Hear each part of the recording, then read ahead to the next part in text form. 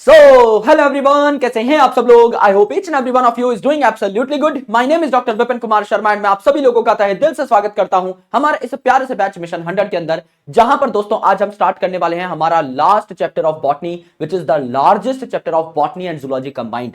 इससे बड़ा चैप्टर पूरी 11th 12th क्लास की एनसीईआरटी में है ही नहीं। It is called as molecular basis of inheritance and यहां पर कई चैप्टर्स का कंसोलिडेशन है एक तरीके से। अगर आप देखें, आपको मैं ऑलरेडी बायोमॉलिक्यूल्स पढ़ा चुका हूं। बायोमॉलिक्यूल्स में जो मैंने आपको न्यूक्लियोटाइड वाला टॉपिक पढ़ाया था वो यहां पर एज इट इज रिपीट हो रहा होगा, जरा सा 1 इंच का भी फर्क नहीं है, पूरा topic as it is repeat होगा। देन उसके बाद ये जो टॉपिक है मॉलिक्यूलर बेसिस ऑफ इनहेरिटेंस, इसके कई कॉन्सेप्ट्स आगे यूज हो रहे होंगे इन बायोटेक्नोलॉजी। जैसे यहां पर मैं आपको जेल इलेक्ट्रोफोरेसिस का इंट्रोडक्शन भी दूंगा, यहां पर हम पीसीआर की भी थोड़ी बहुत बातें करेंगे। वो सारी बातें आगे चल के रिपीट हो रही होती हैं और डिटेल्ड मैकेनिज्म में अपने आप को कन्वर्ट कर रही होती हैं। तो ये बातें भी हमको काफी हेल्प कर रही होंगी to understand the further topics, and biomolecule हमें हेल्प कर रहा होगा टू अंडरस्टैंड दिस टॉपिक। तो मजेदार चैप्टर है, मैं जानता हूं थोड़ा बड़ा चैप्टर है, लेकिन इसको हम टुकड़ों में तोड़ करके पढ़ेंगे। मेजरली 3 टुकड़े तोड़ने का मैंने सोचा है यहां पर। पहला टुकड़ा जो कि अभी हम पढ़ेंगे, गारंटीड 30-35 सवाल लेकर के आया हूं, खतरनाक सवाल लेके आया हूं, मजा आएगा। तो आज हम लोग पढ़ेंगे द जेनेटिक मटीरियल, डीएनए की बात करेंगे, आरएनए की बात करेंगे, डीएनए आरएनए का कंपैरिजन करेंगे, आरएनए वर्ल्ड के बारे में पढ़ेंगे, डीएनए ही जेनेटिक मटेरियल है ये बात कैसे प्रूफ हुई, उन एक्सपेरिमेंट्स के बारे में चर्चा करेंगे। आज का हमारा ये मुद्दा है। उसके बाद हमारे 2 टॉपिक्स और रहेंगे। पहला सेंट्रल डॉगमा, यानी DNA replication, transcription, genetic code and translation, ये एक लेक्चर में अगर हो पाया तो।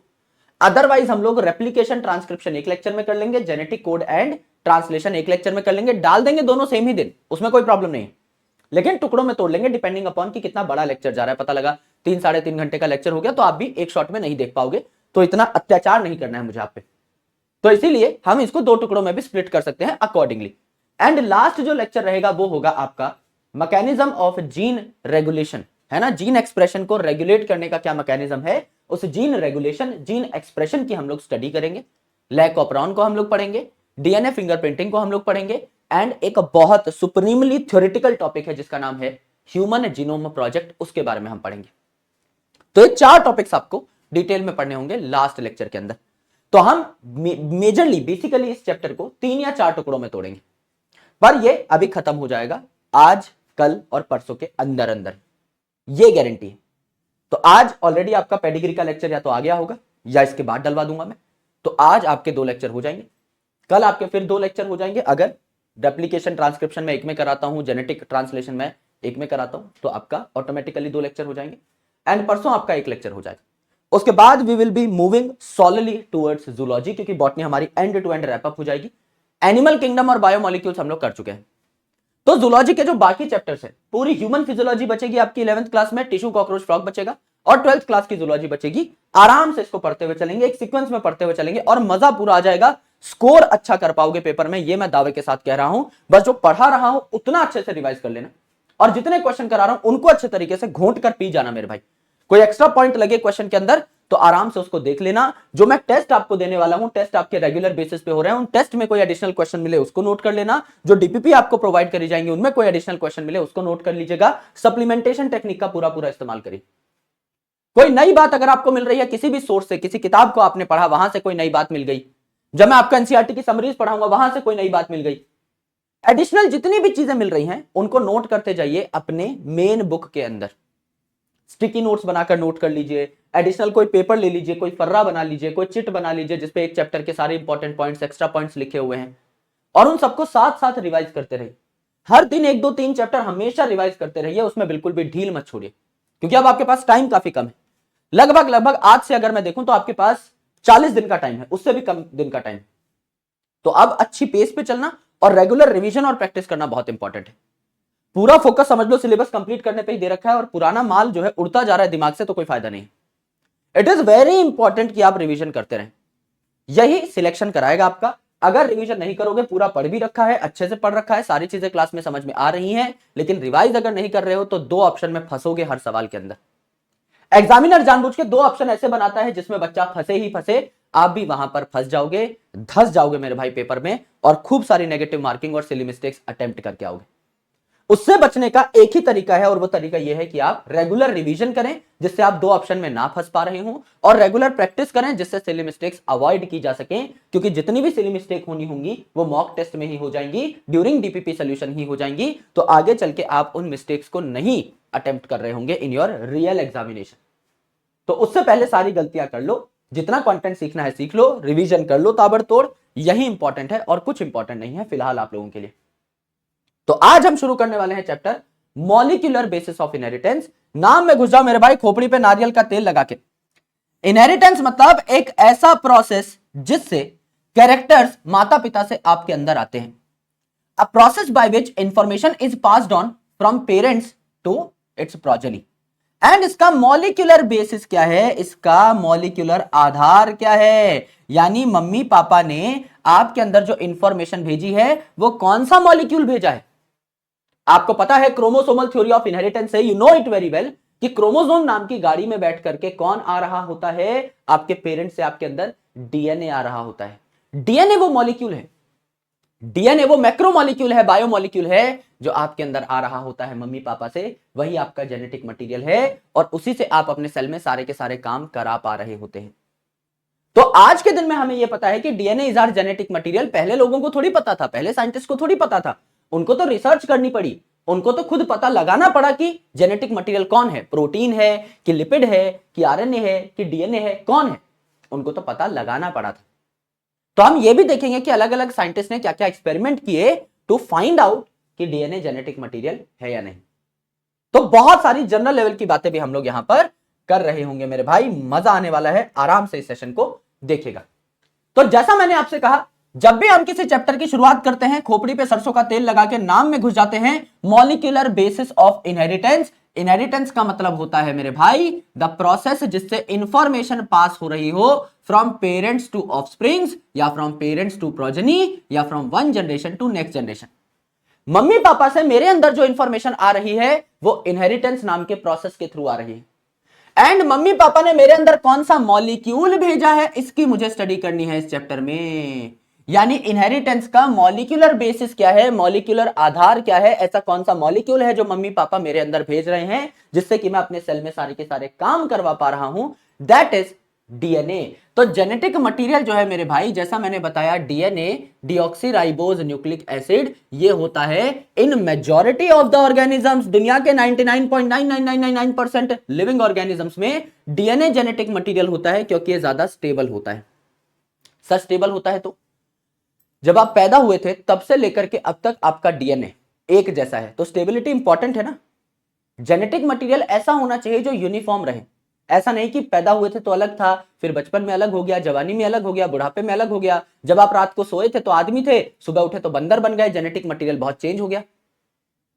आपका जेनेटिक मटेरियल डीएनए ही तो डिसाइड करता है कि आप कौन हो, आपका शरीर कैसा दिखेगा। अगर वही चेंज हो जा रहा है तो गड़बड़ हो जाएगी ना। इसीलिए जेनेटिक मटेरियल का स्टेबल होना बहुत जरूरी है, क्योंकि DNA is a stable molecule, इसीलिए ये दुनिया के अधिकतर लिविंग ऑर्गेनिज्म में एज अ जेनेटिक मटेरियल पाया जाता है। लेकिन मेरे भाई जो आरएनए है, राइबोज न्यूक्लिक एसिड, ये भी जेनेटिक मटेरियल के तौर पे पाया जाता है, लेकिन कुछ वायरसेस के अंदर, जैसे टोबैको मोज़ेक वायरस जो हमने चैप्टर बायोलॉजिकल क्लासिफिकेशन में पढ़ा था, इसमें आपका सिंगल स्ट्रैंडेड आरएनए था। कोरोना वायरस जिसने लॉकडाउन लगा दिया था, इसमें भी आपका RNA as a genetic material पाया जाता है।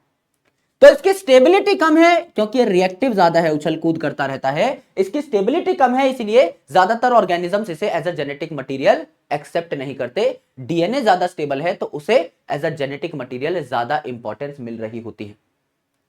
अगर कोई पूछे कि आरएनए और डीएनए में से पहला जेनेटिक मटेरियल कौन था, तो आरएनए जो था ये फर्स्ट जेनेटिक मटेरियल था। क्यों गुरुजी? भाई देखो, आरएनए क्या है, रिएक्टिव है, तो ये फर्स्ट जेनेटिक मटेरियल था। जब दुनिया में पहला लिविंग ऑर्गेनिज्म आया तो उसमें हमें एक ऐसा मॉलिक्यूल चाहिए था जो तेजी से इवोल्यूशन करा दे, जो जल्दी जल्दी चेंज होता रहे। इवोल्यूशन की स्पीड फास्ट होनी चाहिए ना। अगर शुरू में ही डीएनए आ गया होता तो आज भी इंसान नहीं बने होते। इवोल्यूशन इतना स्लो होता, ये तो स्टेबल है, ये तो चेंज ही नहीं होता, तो आप तगड़े तरीके से इवॉल्व नहीं कर पा रहे होते। आरएनए इतना कम स्टेबल था कि आप बहुत तेजी से इवॉल्व करते चले गए, और जब आप इवॉल्व कर गए, आपका काम हो गया, स्पीड से काम हो गया, नाउ यू नीड स्टेबिलिटी। इसीलिए क्या हुआ मेरे भाई, ये जो आरएनए था, इसने अपने आप को थोड़ा सा मॉडिफाई करके डीएनए बना लिया। क्योंकि पहले हमारी नीड क्या थी, पहले हमें जल्दी जल्दी जल्दी जल्दी इवॉल्व करना है, पहले हमारी नीड थी स्पीड, नीड फॉर स्पीड था पहले, कि भैया जल्दी जल्दी हम चेंज होते रहे। तो आरएनए उसके लिए एक परफेक्ट कैंडिडेट है। आज के दिन में हमारी जो नीड है वो है स्टेबिलिटी, कि हम स्टेबल रहे, एंड देयरफॉर डीएनए हमारी नीड है। तो आरएनए क्या किया, डीएनए में कन्वर्ट हो गया। कैसे कन्वर्ट हुआ वो मैं आपको थोड़ी देर में बताऊंगा। तो आरएनए पहला जेनेटिक मटेरियल इसीलिए भी था क्योंकि ये आपका रिएक्टिव था, तो बहुत जल्दी जल्दी इवोल्यूशन में हेल्प करता था। और दूसरा, ये जो आरएनए था ये कई काम कर सकता था। डीएनए तो सिर्फ जेनेटिक मटेरियल है, आरएनए मल्टीपल काम करता है। टीआरएनए यानी ट्रांसफर आरएनए अडेप्टर मॉलिक्यूल का काम करता है। जब प्रोटीन सिंथेसिस हो रही होती है तो प्रोटीन बनाने के लिए अमीनो एसिड्स को जोड़ना पड़ता है, अमीनो एसिड्स को जोड़ जोड़ के ही प्रोटीन बनता है। तो ये अमीनो एसिड पकड़ पकड़ के लाने का काम कौन करता है, जब प्रोटीन बना रहे होते हैं हम अपने सेल में, तो ये अमीनो एसिड पकड़ पकड़ के लाने का काम कौन करता है, अडेप्टर आरएनए यानी टीआरएनए।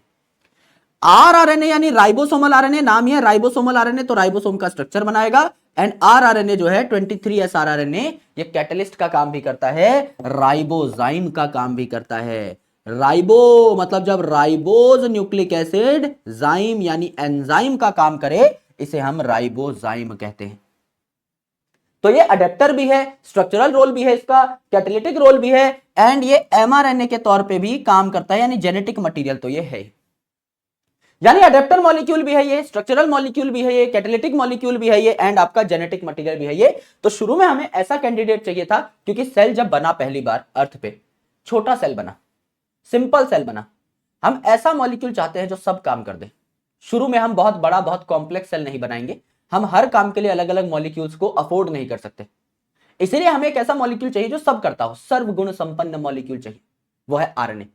ये स्ट्रक्चर भी बना देगा, राइबोसोम भी बना देगा, ये कैटालिटिक भी होगा, एंजाइम का काम भी करेगा, ये आपका अडेप्टर का काम भी करेगा, अमीनो एसिड भी पकड़ पकड़ के लेके आएगा, एंड मेरे भाई उसके अलावा ये जेनेटिक मटेरियल का काम तो करेगा ही करेगा। So there are many things which RNA can perform, इसलिए पहला जेनेटिक मटेरियल था। तो इसीलिए हम एक थ्योरी की भी बात करते हैं, it is called as RNA world theory. वो पढ़ेंगे हम आगे चल के, इसी चैप्टर में आएगा आरएनए वर्ल्ड थ्योरी।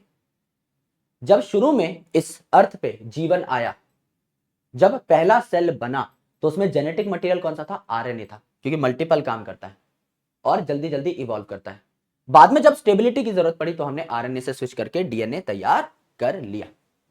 अब डीएनए की या आरएनए की जब आप लेंथ नापते हैं तो कैसे नापते हैं, लेंथ नापते हैं तो कैसे नापते हैं, समझ लीजिए आरएनए है, आरएनए यूजुअली आपका सिंगल स्ट्रैंडेड होता है, और डीएनए का भी एक स्ट्रैंड अगर आप ले लोगे अलग से, तो यहां पाए जाते हैं क्या, नाइट्रोजनस बेसिस, 1 2 3 4 5 6 7 8 9 10 11 12 13 14 15, आप लेंथ कह सकते हो 15 नाइट्रोजनस बेसिस की लेंथ है। नाइट्रोजनस बेस काउंट करो, सिंगल स्ट्रैंड है, नाइट्रोजनस बेस काउंट कर लो। डीएनए डबल स्ट्रैंडेड होता है तो बेस पेयर काउंट कर लो। यहां पे ये नाइट्रोजनस बेस है, ये है, इन दोनों की बॉन्डिंग हो जाएगी, ये है बॉन्डिंग हो जाएगी, ये है बॉन्डिंग हो जाएगी, ये है बॉन्डिंग हो जाएगी, तो पेयर बन रहे हैं। तो यहां पेयर भी काउंट कर सकते हो डबल स्टैंडर्ड के केस में, यह 1 pair 2 pair 3 pair 4 pair 5 pair 6 pair 7 pair 8 pair 9 10 11 12 13 14 15 16 17 18 base pair है, जिसको बीपी कहा जाता है। अगर किसी सिंगल स्ट्रैंडेड स्ट्रक्चर का आप लेंथ नाप रहे हो, चाहे डीएनए हो चाहे आरएनए हो, number of nitrogenous base count कर लो, और डबल स्ट्रैंडेड डीएनए है तो बेस पेयर काउंट कर लो सीधा सीधा, तो आपको लेंथ पता लग जाएगी। यहां लेंथ है आपकी 15 नाइट्रोजनस बेसिस, यहां है आपकी 18 बेस पेयर, ये आपको देखने को मिला, जानने को मिला। करेक्ट है जी, एकदम करेक्ट है। सो डीएनए की लेंथ कैलकुलेट करी जा सकती है नाइट्रोजनस बेस को भी काउंट करके या बेस पेयर को भी काउंट करके। जैसे एनसीईआरटी में 4 एग्जांपल दे रखे हैं, सीधे सीधे जबान पे बैठा दूंगा मेरे भाई, आराम से सिर्फ सवाल को देखो। यहां है 5174 बैक्टीरियोफेज, बैक्टीरियोफेज, बैक्टीरिया यानी बैक्टीरिया पे अटैक करने वाला, फेज यानी वायरस, ऐसा वायरस जो बैक्टीरिया को इन्फेक्ट करता हो। नाम क्या है, 174। खेलो भाई, नंबर के साथ खेलो। सबसे पहले शुरू और आखिरी वाले नंबर के साथ खेलो, 1 और 4 के साथ। पहले दोनों को प्लस कर दो, 1 और 4 को प्लस कर दो 5 है ना, फिर इनको माइनस कर दो 3, तो पहले दो नंबर आ गए 5 3। फिर इनके साथ खेलो 1 और 7 के साथ, 1 और 7 को प्लस कर दो, क्या आ गया 8, और 1 और 7 को माइनस कर दो, क्या आ गया 6, तो बाद में लिख दो 8 6, 5 3 8 6, 5 3 8 6, याद करने की जरूरत ही नहीं पड़ी। याद करने की जरूरत ही नहीं पड़ी, सवाल में ही जवाब है। सबसे पहले मेरे भाई 1 और 4 के साथ खेलो, प्लस माइनस करो, फिर 1 और 7 के साथ खेलो, प्लस माइनस करो, उत्तर आपका निकल करके आ जाएगा चुटकियों में आपकी आंखों के सामने। दूसरी इंपॉर्टेंट चीज लैम्बडा फेज, लैम्बडा फेज ये भी आपका वायरस है, फेज लिखा हुआ है नाम के आगे। लैम्बडा फेज में क्या करो मेरे भाई, 50 माइनस 2 कर दो, क्या आ जाएगा 48। तो नंबर क्या आ गया 48502, 48502, या ऐसे कर लो भाई 48 कब तैयार होता है, जब 50 में से 2 घटा दो, ऐसे याद कर लो 48502, 48502 base pair is your correct answer. यहां 5386 बेसिस है, basis nitrogenous bases single strand की बात हो रही है, यहां आ गए 48502 बेस पेयर। ये नंबर और नाम याद रखना है कि यहां बेसिस है, बाकी हर जगह बेस पेयर है। ये इकलौता सिंगल स्ट्रैंड है जिसके बारे में बात कर रहे हैं हम लोग। E coli 4.6 into 10 raise to the power 6, 4.6 इसी 6 को पावर पे चढ़ा दो, into 10 raise to the power 6 base pair हो जाएंगे। एंड ह्यूमन में अगर आप हैप्लॉइड कंटेंट की बात करें, ह्यूमन में अगर आप बात करें मेरे भाई 23 क्रोमोसोम्स की, 23 क्रोमोसोम्स की, तो 23 क्रोमोसोम में कितना होगा 3.3, 3 इंटू 3 कर दो 9 आ जाएगा, 10 raise to the power 9 base pair. इतना लंबा डीएनए होगा। एंड मेरे भाई अगर आप डिप्लॉयड सेल में देखो तो नंबर ऑफ क्रोमोसोम डबल हो गया, इसको भी डबल कर दो, 2 into 3.3 into 10 raise to the power 9, तो हो जाएगा 6.6 into 10 raise to the power 9। कोई बोले मेरे भाई आपके डिप्लॉयड सेल में कितना लंबा डीएनए है, 6.6 into 10 raise to the power 9 base pair जितना लंबा है। हैप्लॉइड सेल में कितना है, स्पर्म या ओवम सेल में कितना है, 3.3 into 10 raise to the power 9 base pair. तो सारे आपको याद हो गए।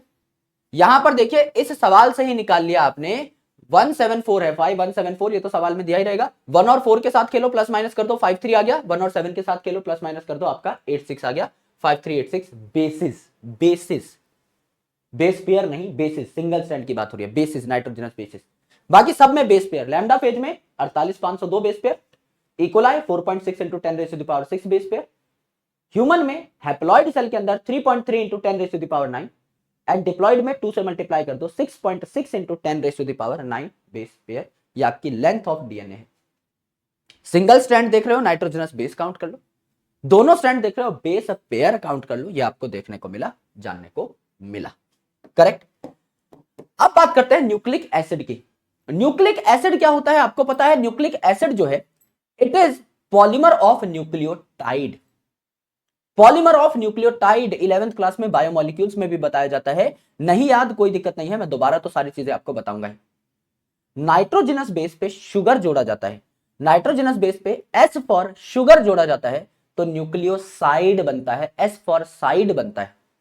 इस न्यूक्लियोसाइड पे जब फॉस्फेट जोड़ा जाता है तो न्यूक्लियोटाइड बनता है, और जब इन न्यूक्लियोटाइड्स को, हजारों न्यूक्लियोटाइड को जब एक के बाद एक के बाद एक के बाद एक के बाद एक जोड़ा जाता है तो पॉलीन्यूक्लियोटाइड बनता है। इसी पॉलीन्यूक्लियोटाइड को, कई न्यूक्लियोटाइड से मिलकर बनाए गए पॉलीमर को, पॉलीन्यूक्लियोटाइड को ही हम लोग प्यार से न्यूक्लिक एसिड कहते हैं। तो यहां पर डीएनए और आरएनए जो है दोनों ही क्या है, न्यूक्लिक एसिड है, करेक्ट। इस न्यूक्लिक एसिड को ही हम लोग क्या कहते हैं, पॉलीन्यूक्लियोटाइड कहते हैं। यहां देखो डीएनए क्या है, डीऑक्सीराइबोज न्यूक्लिक एसिड, आरएनए क्या है, राइबोज न्यूक्लिक एसिड। तो ये न्यूक्लिक एसिड्स हैं और ये पॉलीन्यूक्लियोटाइड कहलाते हैं, क्योंकि यहां बहुत सारे न्यूक्लियोटाइड एक के बाद एक के बाद एक के बाद एक जुड़े हुए होते हैं, तो ये न्यूक्लियोटाइड के पॉलीमर हैं। बहुत सारे न्यूक्लियोटाइड के जुड़ने पर पॉलीन्यूक्लियोटाइड बनता है। जैसे डीएनए किस चीज से मिलकर बना है, डीएनए आपका एक पॉलीन्यूक्लियोटाइड है तो ये बनेगा डीऑक्सीराइबोज न्यूक्लियोटाइड का। आरएनए जो है ये बनेगा राइबोन्यूक्लियोटाइड का। राइबोन्यूक्लियोटाइड, डीऑक्सीराइबोन्यूक्लियोटाइड, राइबोन्यूक्लियोटाइड बनाएगा राइबोज न्यूक्लिक एसिड, डीऑक्सीराइबोन्यूक्लियोटाइड बनाएगा जुड़ जुड़ के आपका क्या, डीऑक्सीराइबोज न्यूक्लिक एसिड। नाम से ही सारी चीजें डिकोड हो जाती हैं, कोई पंगा दंगा परेशानी इसमें है नहीं। नाउ अगर आप देखो एक न्यूक्लियोटाइड का स्ट्रक्चर, एक न्यूक्लियोटाइड के कंपोनेंट, यहां मजा शुरू हुआ है। अब यहां थोड़ी स्ट्रक्चरल बातें होंगी। अगर आप एक न्यूक्लियोटाइड का स्ट्रक्चर देखो तो न्यूक्लियोटाइड में 3 कंपोनेंट होते हैं। सबसे पहले नाइट्रोजनस बेस, ऐसे स्ट्रक्चर जहां नाइट्रोजन पाया जाता है। दूसरा पेंटोज शुगर, यानी 5 कार्बन की शुगर, पेंट मतलब होता है 5। एंड फिर फॉस्फेट ग्रुप, यानी तीसरी चीज आप लगाओगे, फॉस्फेट ग्रुप लगाओगे। Nitrogenous base, pentose sugar and phosphate group, ये तीनों चीजें जब मिल जाएंगी तो तैयार होगा क्या, एक न्यूक्लियोटाइड, और ये न्यूक्लियोटाइड जुड़ जुड़ के बनाएगा पॉलीन्यूक्लियोटाइड, जिसे हम न्यूक्लिक एसिड भी कहते हैं। तो ये जो नाइट्रोजनस बेसिस हैं, ये ऑर्गेनिक कंपाउंड है, क्योंकि बायोमोलिक्यूल्स हैं तो सारे बायोमोलिक्यूल ऑर्गेनिक ही होते हैं, इनमें कार्बन हाइड्रोजन होगा ही होगा, कोई एक्सेप्शन नहीं है। दुनिया के सारे बायोमोलिक्यूल्स ऑर्गेनिक हैं, पर इनका नाम नाइट्रोजनस बेसिस है, तो ये नाइट्रोजन कंटेन करते हैं, खूब सारे नाइट्रोजन कंटेन करते हैं। तो ये नाइट्रोजनस बेसिस दो प्रकार के होते हैं। सबसे पहला प्यूरीन, जो कि 9 मेंबर का होता है। देखिए यहां पर एक 6 मेंबर की रिंग है, 1 2 3 4 5 6, और एक 5 मेंबर की रिंग है, 1 2 3 4 5। ये दोनों जब फ्यूज हो गई तो दो पोजीशन पे फ्यूज हुई, तो दो पोजीशन आपकी कॉमन ही हो गई ना दोनों रिंग्स के अंदर, इसीलिए 9 मेंबर्ड आपको रिंग देखने को मिली। यहां देखो 1 2 3 4 5 6 7 8 9, क्योंकि ये तो आप पहले गिन चुके थे, तो 7 8 9, 9 मेंबर की रिंग है।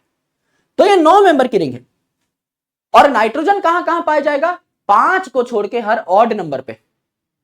ऑड नंबर क्या हुए? 1 3 5 7 9, 5 को छोड़ के हर ऑड नंबर पे, यानी 1 3 7 9 पे, 1 3 7 9 पे आपको नाइट्रोजन देखने को मिलेगा, नाइट्रोजन देखने को मिलेगा।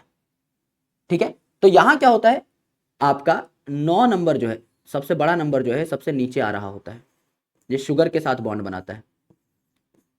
आगे ये जो शुगर जिसके बारे में आप पढ़ेंगे, इसके साथ नाइट्रोजनस बेस को बॉन्ड बनाना है, तो शुगर के साथ बॉन्ड कौन बनाता है? या तो सबसे छोटे नंबर का नाइट्रोजन दैट इज 1, या सबसे बड़े नंबर का नाइट्रोजन दैट इज 9।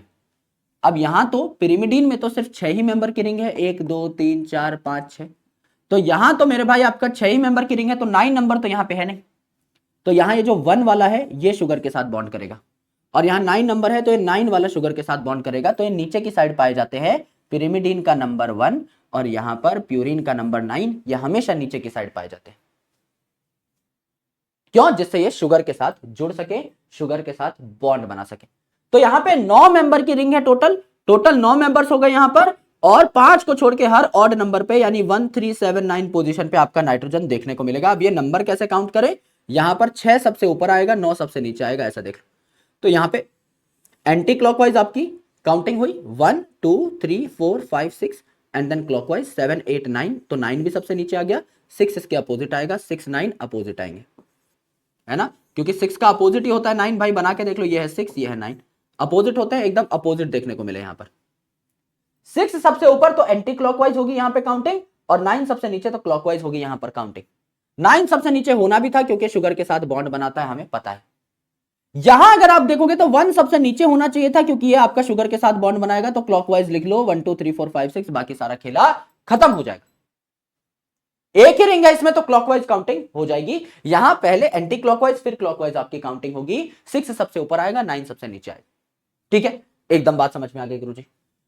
यहां आपका 5 को छोड़ के हर ऑड नंबर यानी 1 और 3 पोजीशन पे नाइट्रोजन पाया जाएगा। 5 यहां पे 5 पे पाया नहीं जाता नाइट्रोजन, 7 और 9 यहां पे है नहीं, तो 1 और 3 पोजीशन पे नाइट्रोजन पाया जाएगा।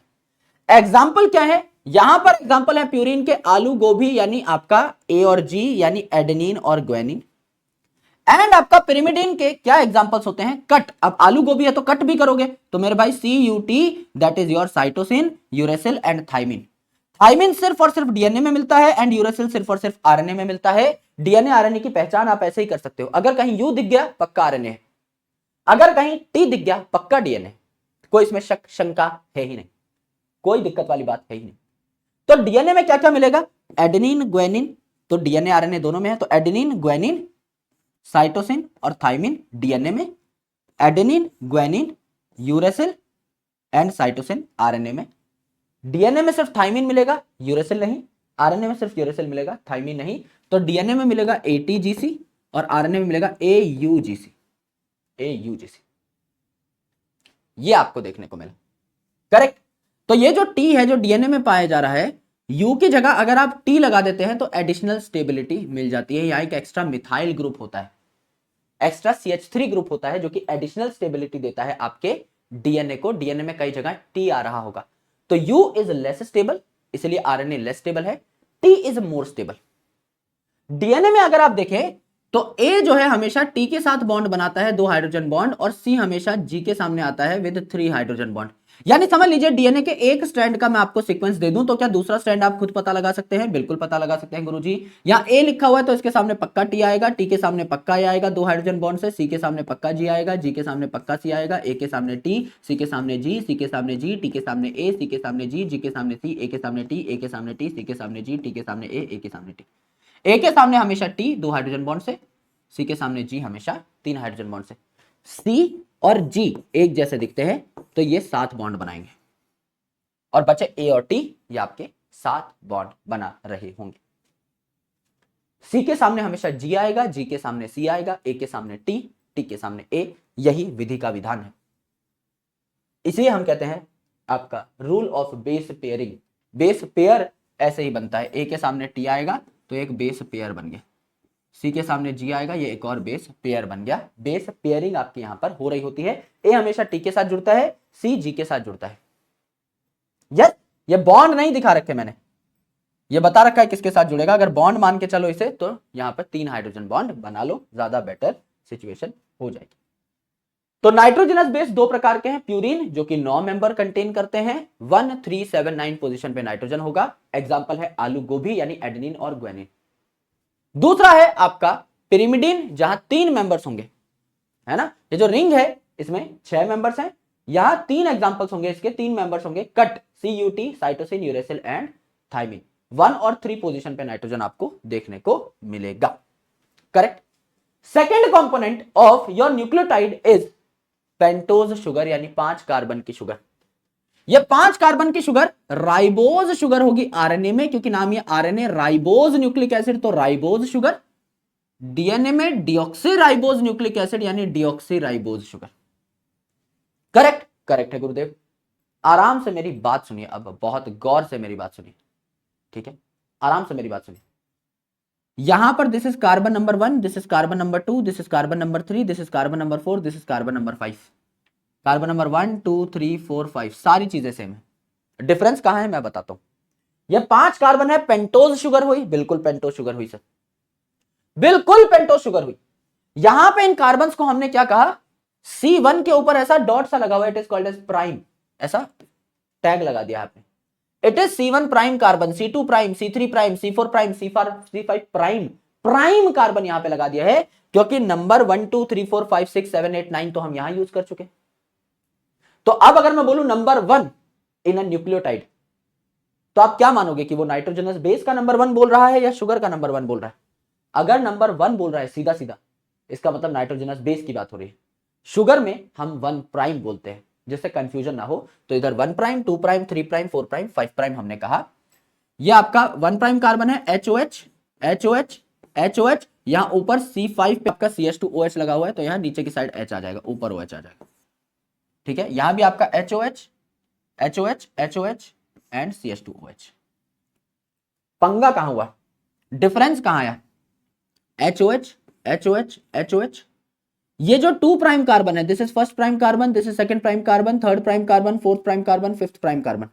ये जो 2 प्राइम कार्बन है, इस 2 प्राइम कार्बन पे, इस 2 प्राइम कार्बन पे ये जो मेरे भैया OH है, इसका अगर मैं O डिलीट कर दूं, यहां OH है, O पाया जा रहा है, ऑक्सीजन पाया जा रहा है। अगर ये ऑक्सीजन यहां पर है, अगर ये ऑक्सीजन यहां पर है, तो ये एडिशनल रिएक्टिविटी देगा। ऑक्सीजन रिएक्टिव है एटम आपका, तो स्टेबिलिटी घटा देगा ये आरएनए की। आरएनए में राइबोज शुगर पाई जाती है, जहां एक्स्ट्रा ऑक्सीजन है, तो मेरे भाई ये ज्यादा रिएक्टिव होगा। जब मैं आरएनए को डीएनए में कन्वर्ट करता हूं, तो मैं क्या करता हूं, राइबोज शुगर को डीऑक्सी राइबोज शुगर में कन्वर्ट कर देता हूं। डीऑक्सी, डिलीट कर दिया ऑक्सीजन, डिलीट कर दिया ऑक्सीजन, कौन से कार्बन से, 2 प्राइम कार्बन से, 2 प्राइम कार्बन से डिलीट कर दिया मैंने अगर ऑक्सीजन, तो इसे मैं कह दूंगा डीऑक्सी राइबोज शुगर। डिलीट कर दिया मैंने ऑक्सीजन, तो डीऑक्सी राइबोज शुगर। राइबोज से मैंने डिलीट कर दिया ऑक्सीजन, डीऑक्सी राइबोज शुगर। तो यहां पर मेरे भाई ऑक्सीजन जो है हट गया है, तो इस मॉलिक्यूल की स्टेबिलिटी बढ़ेगी, बढ़ेगी। बात समझ में आ गई गुरुजी, मजा आ गया। यानी जो राइबोज था, इसके 2 प्राइम पे एक एक्स्ट्रा ऑक्सीजन है। डीऑक्सी राइबोज में बस मैंने ऑक्सीजन हटा दिया है, तो वो ज्यादा स्टेबल हो गया, कम रिएक्टिव बचा है।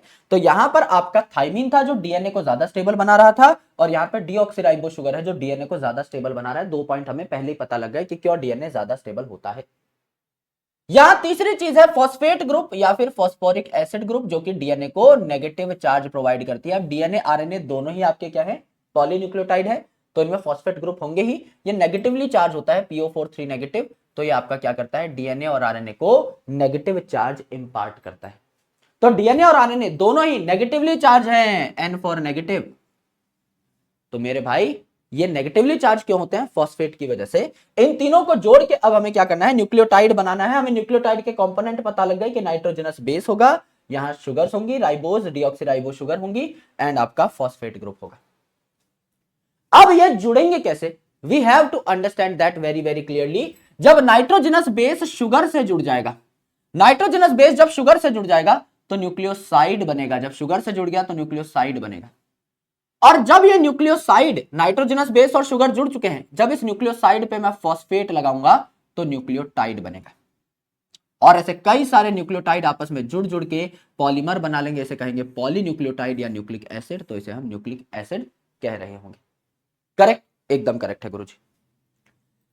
नाउ द थिंग इज कि जुड़ेंगे कैसे, पहले थ्योरी समझ लो, उसके बाद डिटेल में आपको स्ट्रक्चर भी बताऊंगा, तो दिक्कत नहीं आएगी, टेंशन लेने की जरूरत नहीं है। पहले आराम से सुन लो कि हो क्या रहा है, फिर स्ट्रक्चर देखोगे ज्यादा क्लैरिटी आएगी। जो शुगर का कार्बन नंबर 1 है यानी C1 प्राइम, ये नाइट्रोजनस बेस के साथ जुड़ता है और N ग्लाइकोसिडिक बॉन्ड बनाता है। N ग्लाइकोसिडिक बॉन्ड यानी N का मतलब नाइट्रोजनस बेस का नाइट्रोजन, प्यूरिन का नाइट्रोजन नंबर 9 और पिरिमिडिन का नाइट्रोजन नंबर 1, या तो सबसे छोटे नंबर का नाइट्रोजन या सबसे बड़े नंबर का, यानी या तो 1 या 9। तो प्यूरिन में 9 है तो वो कनेक्ट हो जाएगा, पिरिमिडिन में 1 है वो कनेक्ट हो जाएगा, तो आपका नाइट्रोजन जुड़ जाएगा ग्लाइको यानी शुगर के साथ। शुगर के कार्बन नंबर 1 के साथ जुड़ जाएगा आपका नाइट्रोजनस बेस का नाइट्रोजन, इसे N ग्लाइकोसिडिक बॉन्ड कहते हैं। तो प्यूरिन का नाइट्रोजन नंबर 9 और पिरिमिडिन का नाइट्रोजन नंबर 1 यहां कनेक्ट हो जाएगा। एंड फॉस्फेट जो है ये आपका शुगर के 5 प्राइम कार्बन पे जुड़ जाएगा। सबसे पहले कार्बन पे जुड़ेगा नाइट्रोजनस बेस, सबसे लास्ट कार्बन पे यानी C5 पे जुड़ेगा क्या, आपका फॉस्फेट। कुछ इस तरीके का आपको स्ट्रक्चर दिखाई देगा। देखिए ये एक पिरिमिडीन है, पिरिमिडीन का जो पहले नंबर का नाइट्रोजन था ये सबसे नीचे पाया जा रहा था, फिर क्लॉकवाइज आप काउंटिंग कर रहे थे 1 2 3 4 5 6, ये सबसे नीचे नंबर का आपका यहां पर 1 नंबर का नाइट्रोजन पाया जा रहा है। ये नाइट्रोजन जुड़ जाता है आपका शुगर के साथ, ये है 1 prime carbon, 2 prime carbon, 3 prime carbon, 4 prime carbon, 5 prime carbon. तो आपका ये वाला जो नाइट्रोजन है, फर्स्ट नाइट्रोजन, ये आपका 1 प्राइम कार्बन के साथ जुड़ जाता है। तो ये जो बॉन्ड बना इसे कहा N ग्लाइकोसिडिक बॉन्ड। N का मतलब नाइट्रोजन से जुड़ गया, ग्लाइको यानी शुगर से ये जुड़ रहा है, नाइट्रोजन और शुगर को ये कनेक्ट कर रहा है, N ग्लाइकोसिडिक बॉन्ड यहां पर बना है। ठीक है, तो नाइट्रोजनस बेस और शुगर जुड़ गई, तो ये आपका क्या बन गया, न्यूक्लियोसाइड बन गया, न्यूक्लियोसाइड बन गया, नाइट्रोजनस बेस और शुगर जुड़ गई। ठीक है, अब ये जो शुगर है इसके 5 प्राइम कार्बन पे, इसके 5 प्राइम कार्बन पे मैंने लगा दिया फॉस्फेट। अगर एक फॉस्फेट लगाया तो न्यूक्लियोसाइड मोनोफॉस्फेट, अगर 2 फॉस्फेट लगाया तो न्यूक्लियोसाइड डाइफॉस्फेट, अगर 3 फॉस्फेट लगाया तो न्यूक्लियोसाइड ट्राइफॉस्फेट। 3 फॉस्फेट आपको देखने को मिले। न्यूक्लियोसाइड इतना है, न्यूक्लियोसाइड और एक phosphate, nucleoside monophosphate, nucleoside diphosphate, nucleoside triphosphate. तो आपका जैसे ही न्यूक्लियोसाइड पे फॉस्फेट लगा, it is called as nucleotide. चाहे एक फॉस्फेट हो, 2 हो, 3 हो, फर्क नहीं पड़ता। एक फॉस्फेट है तो भी मेरे भाई इसे आप न्यूक्लियोटाइड कह सकते हैं, 2 या 3 है तो भी न्यूक्लियोटाइड कह सकते हैं, एक मिनिमम होना ही होना चाहिए। तो ये भी न्यूक्लियोटाइड है, ये भी न्यूक्लियोटाइड है, ये भी न्यूक्लियोटाइड है। एक फॉस्फेट लगते ही तीनों चीजें आपकी आ गई, नाइट्रोजनस बेस, शुगर और फॉस्फेट, तो ये भी न्यूक्लियोटाइड हो गया है। अब 2 फॉस्फेट है, 3 फॉस्फेट है तो और अच्छी बात है, लेकिन ये भी आपका न्यूक्लियोटाइड हो गया है। तो आपका पहला जो कार्बन है शुगर का, ये नाइट्रोजनस बेस से जुड़ता है, और आखिरी जो कार्बन है ये आपका फॉस्फेट से जुड़ता है, और आपका पूरा न्यूक्लियोटाइड यहां पर तैयार हो रहा है। तो नाइट्रोजनस बेस और शुगर ने बनाया न्यूक्लियोसाइड, एंड न्यूक्लियोसाइड पे जब फॉस्फेट लगा तो बना न्यूक्लियोटाइड। तो नाइट्रोजनस बेस और शुगर के बीच में जो बॉन्ड है इसे कहा N ग्लाइकोसिडिक बॉन्ड, एंड यहां जो बॉन्ड है मेरे भाई आपका इस कार्बन के बीच में यानी शुगर के और इस फॉस्फेट के बीच में, इसे कहा फॉस्फोएस्टर बॉन्ड। फॉस्फोएस्टर बॉन्ड, एक एस्टर बॉन्ड यहां बन रहा है। फॉस्फोएस्टर यानी फॉस्फेट को जोड़ रहे हैं हम लोग शुगर पे, फॉस्फोएस्टर बॉन्ड यहां पर बन रहा है। शुगर कनेक्ट हो रहा है जब फॉस्फेट से, तो फॉस्फोएस्टर बॉन्ड बनेगा, एस्टर बॉन्ड यहां बना। करेक्ट है, करेक्ट है गुरुजी। एक न्यूक्लियोटाइड हमने बनाना सीख लिया है अच्छे तरीके से, बढ़िया तरीके से ये हमने बनाना सीखा। Now let's talk about di nucleotide. और पॉलीन्यूक्लियोटाइड। भाई एक न्यूक्लियोटाइड पे दूसरा जोड़ देंगे, दूसरे पे तीसरा जोड़ देंगे, तो दो जब हमने जोड़े तो डाई न्यूक्लियोटाइड, तीन जोड़े ट्राई न्यूक्लियोटाइड, चार जोड़े टेट्रा न्यूक्लियोटाइड, पांच जोड़े पेंटा न्यूक्लियोटाइड, छह जोड़े hexanucleotide and so on, जोड़ते चले गए, हजारों न्यूक्लियोटाइड लंबी चेन बना दी। It is called as polynucleotide. कैसे बनता है पॉलीन्यूक्लियोटाइड समझिए। यहां पर आपका एक नाइट्रोजनस बेस है, इसको शुगर के साथ जोड़ा तो बन गया आपका न्यूक्लियोसाइड, इस पे फॉस्फेट लगा दिया, बन गया आपका न्यूक्लियोटाइड। क्या ये आपका एक न्यूक्लियोटाइड है गुरुजी? नाइट्रोजनस बेस और शुगर के बीच में एन ग्लाइकोसिडिक बॉन्ड बना, शुगर और फॉस्फेट के बीच में फॉस्फोएस्टर बॉन्ड बना, ये एक न्यूक्लियोटाइड है। यहां पर आपका प्यूरिन है, ये 9th नंबर का नाइट्रोजन बॉन्ड बना रहा है आपका C1 प्राइम के साथ, ये नाइट्रोजनस बेस शुगर के साथ जुड़ा तो एन ग्लाइकोसिडिक बॉन्ड, ये शुगर आपकी फॉस्फेट के साथ जुड़ी तो आपका फॉस्फोएस्टर बॉन्ड। नाइट्रोजनस बेस है, शुगर है, फॉस्फेट है, क्या ये भी एक न्यूक्लियोटाइड है? ये भी एक न्यूक्लियोटाइड है, ये भी एक न्यूक्लियोटाइड है, ये भी एक न्यूक्लियोटाइड, ये भी एक न्यूक्लियोटाइड। इन दोनों को मुझे जोड़ना है, तो मैं क्या करूंगा मेरे भाई? इन दोनों को अगर मुझे जोड़ना है, ये जो आपका 5 प्राइम वाला कार्बन है जिसपे फॉस्फेट लगा हुआ है, ये जो 5 प्राइम वाला कार्बन है, इसका हमला मैं करा देता हूं यहां पर क्या, इस 3 प्राइम वाले OH के ऊपर, 3 प्राइम वाले OH के ऊपर। ये जो 5 प्राइम वाला आपका फॉस्फेट है, इसका हमला मैं करा दूंगा यहां 3 प्राइम वाले OH के ऊपर। इसका हमला मैं करा दूंगा 3 प्राइम वाले OH के ऊपर। तो यहां पर क्या हुआ मेरे भाई? यहां पर क्या हुआ, आपका ये जो 5 प्राइम वाला कार्बन था, ये 3 प्राइम वाले OH के ऊपर हमला कर बैठा। कर दिया गुरुजी। Nitrogenous base as it is, बाकी सारे carbon as it is, phosphate as it is, क्योंकि इसका फॉस्फेट तो फ्री पड़ा हुआ है। इसके फॉस्फेट ने यहां इस 3 प्राइम OH के ऊपर हमला कर दिया है। पहले यहां पर OH था, यहां पे फॉस्फेट था, करेक्ट? यहां पे इस OH पे हमला हो गया, ये फॉस्फेट ने हमला किया, तो मेरे भाई यहां पर इन दोनों के बीच में एक बॉन्ड बन गया, इन दोनों के बीच में एक बॉन्ड बन गया। ये जो बॉन्ड बना है, जो दो न्यूक्लियोटाइड को कनेक्ट कर रहा है, इसे हम कहते हैं फॉस्फोडाइएस्टर बॉन्ड। एक ही न्यूक्लियोटाइड में जो बॉन्ड है, एक ही न्यूक्लियोटाइड में फॉस्फेट का जो बॉन्ड है, यह है फॉस्फोएस्टर। एक ही न्यूक्लियोटाइड में बॉन्ड है तो एस्टर, एक ही न्यूक्लियोटाइड के अंदर है तो एस्टर। दो न्यूक्लियोटाइड को कनेक्ट कर रहा है तो डाइएस्टर, दो न्यूक्लियोटाइड को कनेक्ट कर रहा है तो ये जो बॉन्ड है, यह है डाइएस्टर। भाई स्पाइडरमैन यहां पे क्या कर रहा है? एक ही बॉन्ड बना रहा है, मोनोएस्टर या एस्टर बॉन्ड, एक ही बॉन्ड बना रहा है, मोनोएस्टर या एस्टर बॉन्ड। यहां पे देखो दोनों साइड कनेक्ट कर रहा है, एक साइड नीचे वाले न्यूक्लियोटाइड पे, दूसरी साइड ऊपर वाले न्यूक्लियोटाइड पे, बीच में आपका ये स्पाइडरमैन की तरह खड़ा है। ये आपका स्पाइडरमैन है, एक हाथ इधर बढ़ा रखा है, एक हाथ इधर बढ़ा रखा है, तो ये डाइएस्टर हुआ ना, दोनों साइड पकड़ने की कोशिश कर रहा है। It is a diester bond, ये फॉस्फोडाइएस्टर बॉन्ड है जो दो न्यूक्लियोटाइड को कनेक्ट करता है। अब मेरे भाई गौर से सुनो, ये पहला न्यूक्लियोटाइड है, इसका फॉस्फेट सेफ है, इसके 3 प्राइम OH पे मैंने फॉस्फेट का हमला करा दिया। इसका 3 प्राइम OH सेफ है, इस पे मैंने अगले फॉस्फेट का हमला करा दिया। उसका 3 प्राइम OH सेफ है, उसके नीचे और फॉस्फेट का हमला करा दिया। उसका 3 प्राइम OH सेफ है, उसके ऊपर और फॉस्फेट का हमला करा दिया। उसका 3 प्राइम OH सेफ है, उस पे और फॉस्फेट का हमला करा दिया, फिर उसका 3 प्राइम OH सेफ है। यानी पहले वाले का हमेशा 5 प्राइम फॉस्फेट सेफ रहेगा और लास्ट वाले का हमेशा 3 प्राइम OH सेफ रहेगा, हमेशा। तो इसे हम क्या कहते हैं कि जब भी DNA बनता है या RNA बनता है, यहां देखो OH लगा हुआ है यानी राइबोज शुगर है, तो ये RNA बन रहा है। जब भी DNA बनेगा या RNA बनेगा, वो हमेशा 5 प्राइम टू 3 प्राइम दिशा में बनेगा।